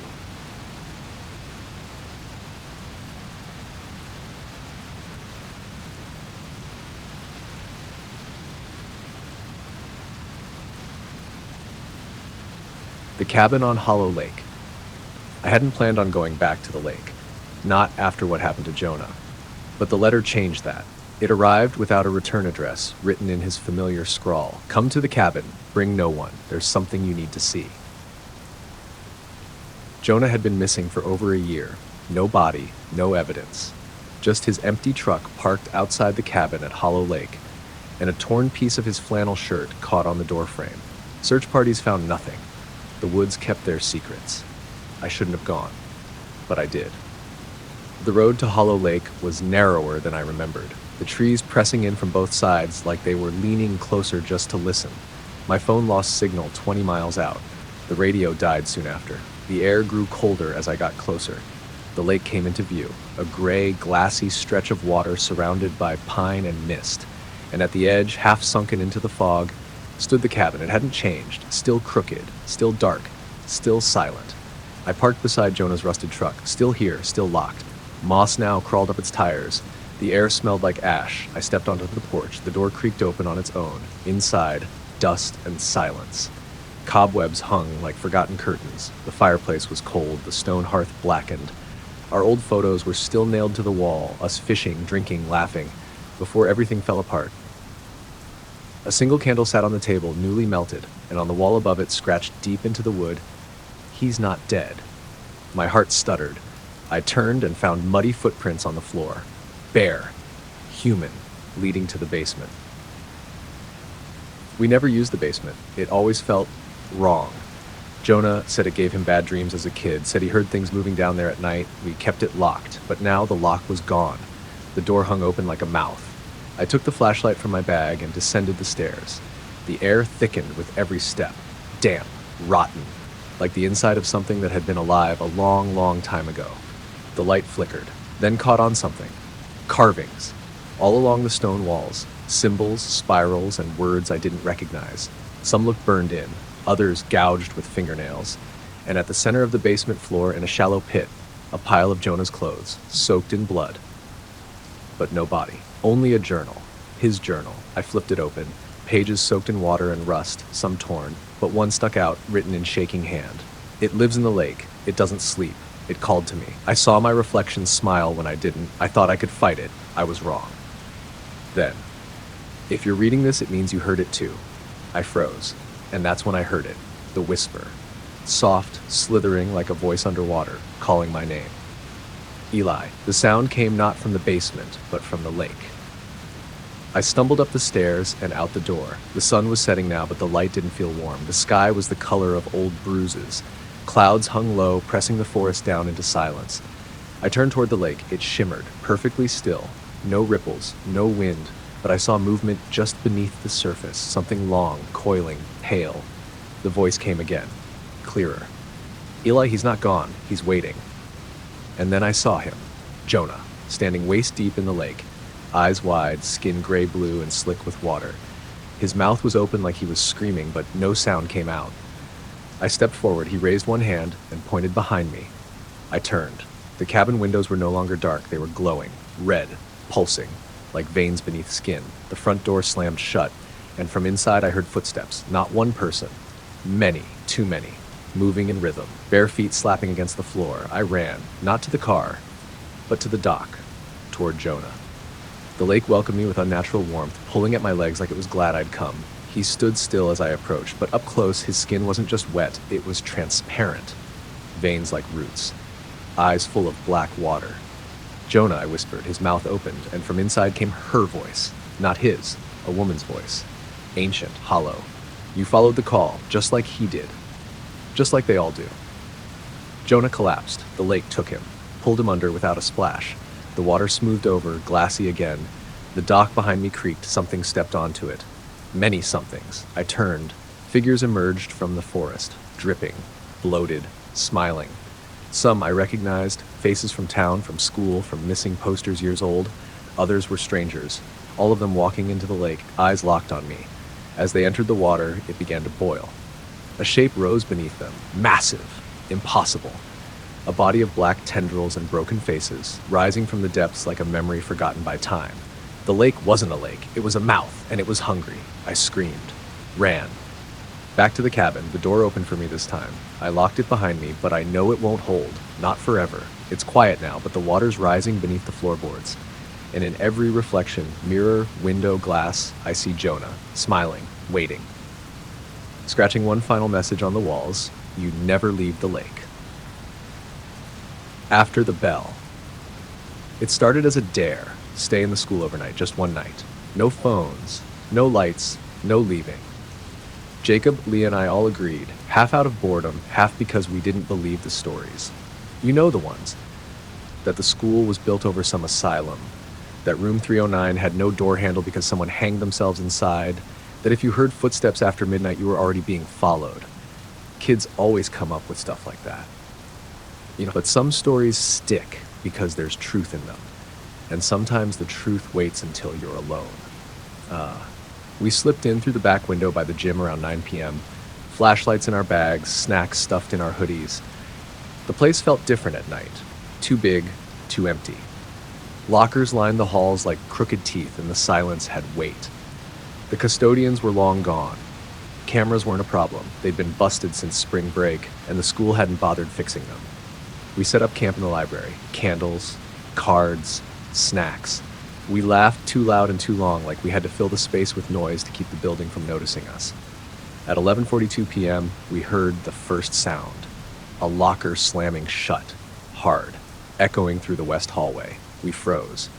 Probably the air pressure, Jacob said. Old buildings shift. Leah didn't look convinced. That sounded like it was slammed by someone. I wanted to agree, but I forced a smile. Let's go check, because that's what you do in stories like this. You check. The West Hall was cold, colder than the rest of the school. Our breath fogged in the beam of my flashlight. Locker 112 was slightly ajar. Leah pointed to it. Wasn't that one already broken? Jacob reached out and yanked it open. Inside was a single note, yellowed and curled. He read aloud, "Leave before the bell rings." We laughed it off. Kids messing around, some leftover prank. But the hallway felt tighter, the air thicker, like the school had started breathing. We went back to the library. The candles had all gone out. Melted wax pooled on the floor in strange patterns, swirls, symbols. And our stuff? Gone. No flashlights, no bags, just gone. Jacob spun around. Who the hell took our stuff? No one else is here, Leah whispered. But even as she said it, we all knew that wasn't true anymore. At 12:07 a.m., the intercom crackled to life. The speakers had been silent for years, but now a voice spoke, dry, low, like leaves scraping pavement. Attendance check, then silence, then 3 present, 2 expected. A long, shrill tone followed, like the end of a school announcement, but it didn't stop. It grew sharper, piercing. We covered our ears and ran from the library, down the hall, past classrooms, past stairwells that seemed to stretch down far too deep. We stopped at the auditorium doors, panting. Jacob looked at us. 2 expected? What the hell does that mean? I didn't answer. Because behind him, the hallway lights were turning off, one by one, coming closer. I grabbed the handle and pulled. The auditorium was worse. The stage lights were on, and in the center, a desk with 2 chairs, both occupied. Leah gasped. They were us, copies, wax-like, unmoving, staring forward with blank, glassy eyes. A note lay on the desk. Makeup exam in progress. Late arrivals will be punished. Suddenly, the lights cut out. We screamed. When they came back on a second later, the desk was empty, but footsteps echoed above us from the catwalk. Heavy, wet. We bolted out the side door into the stairwell. Jacob tripped. I turned back, grabbed his arm. He was staring down the stairwell. I think there's something in the basement. No, I said. We go up to the roof. Signal someone. He hesitated, then nodded. We climbed. The roof access door was locked, but there was another note taped to it, handwritten in red ink. You can't leave until the final bell. We turned around. At the end of the hallway stood a figure, dressed in the old gym coach's uniform. Mr. Ellis, who died 5 years ago of a heart attack. But this wasn't Ellis. His face was wrong. Too long. His eyes were hollow. His skin looked peeled and reattached. He blew a whistle. The sound made my teeth hurt. Then he ran, straight at us. We screamed and fled back down the stairs, the whistle still shrieking, bouncing off every wall. We made it to the second floor, dove into the science lab, slammed the door. Silence, until the intercom buzzed again. 2 present, 1 taken, 1 expected. I turned. Jacob was gone, just gone. Leah backed into the corner. We need to get out. We need to get out now. But there were no windows, no more exits. The door handle turned, once, twice, stopped. Then a paper slid under the door. I picked it up. Time's almost up. We found ourselves back at the library, only now it was different. All the shelves were knocked over, books strewn across the floor. The windows were black. Not dark. Black they'd been painted over from the outside, and in the middle of the room was a school desk. Just one, with a single piece of paper on it. A test. My name at the top. Every question was a memory, a moment from my life. Where did you leave Jacob? Why didn't you stop the dare? Who was waiting behind you? I didn't turn around. I wrote, I don't know. I didn't mean to. I'm sorry. The bell rang, but it wasn't a real bell. It was more like a scream made of metal and blood. And then, silence. When I opened my eyes, I was standing outside the school. Morning. Birds, cars, people, police tape across the gym entrance. They said they found Leah's phone inside. Playing a voice memo on loop. 3 present, 2 expected. They never found Jacob. They said we imagined it, said we made it up. But sometimes walking past that hallway, I hear the bell again. And once in a locked classroom, I saw a desk, a test paper with my name still written at the top and a new note underneath. Final period starts soon. The second me. The first time I saw him, I thought it was a mirror. It was late, nearly midnight, and I was walking home from my night shift at the gas station. The street was empty. The sky hung low with clouds, and the street lamps buzzed in and out like they were trying to hold their breath. My apartment was just 3 blocks away, but always cut through the alley behind the pharmacy. It was faster, and I didn't mind the dark. That night, halfway through the alley, I stopped, because someone was standing at the other end, someone wearing my clothes, someone with my face. He tilted his head at the same time I did, raised a hand. I did too. But it wasn't a reflection. There was no glass between us, just space and silence. He smiled, and then turned, walked away, and vanished around the corner. I didn't sleep that night.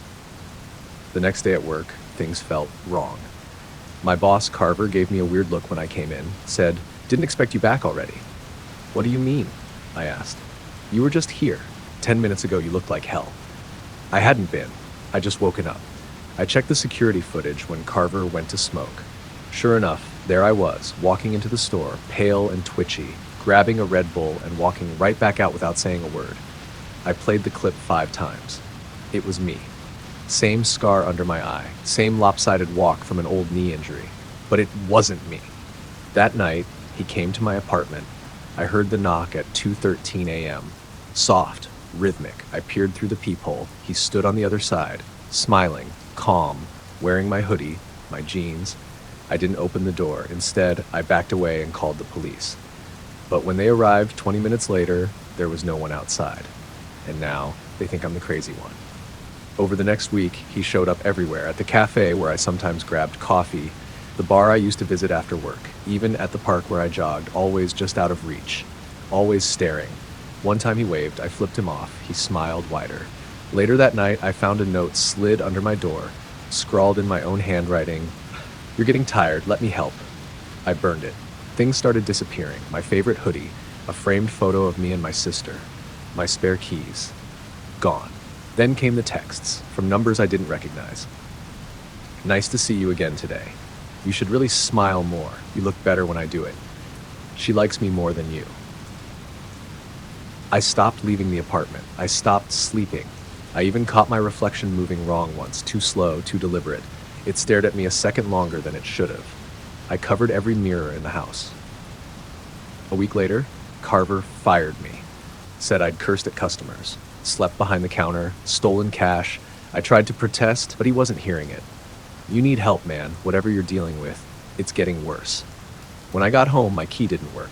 The landlord claimed I already picked up a spare the day before, said I was there.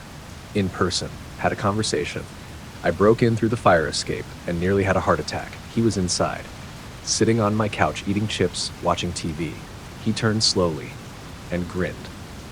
"Finally," he said in my voice. I backed away. "Get out," I said. "I live here," he replied. He stood, mirrored my movements exactly. "I've been watching, learning. You don't deserve this life." He took a step forward. I ran. No one believed me. Not the police, not my sister. When I went to her house to explain, she hugged me at the door and said, "You just left 5 minutes ago." She thought it was a joke, said I was acting weird, said I should rest. I saw him in the mirror above her fireplace, watching me, smiling. I left without saying goodbye. I started sleeping in motels, cheap ones, dirty ones, moving every night. But he always found me. I'd see myself in reflections, flickering TVs, elevator doors, smiling, waiting. Then came the headaches, the nosebleeds, the dreams where I woke up inside his life, behind the gas station counter, laughing with my sister, lying in my bed.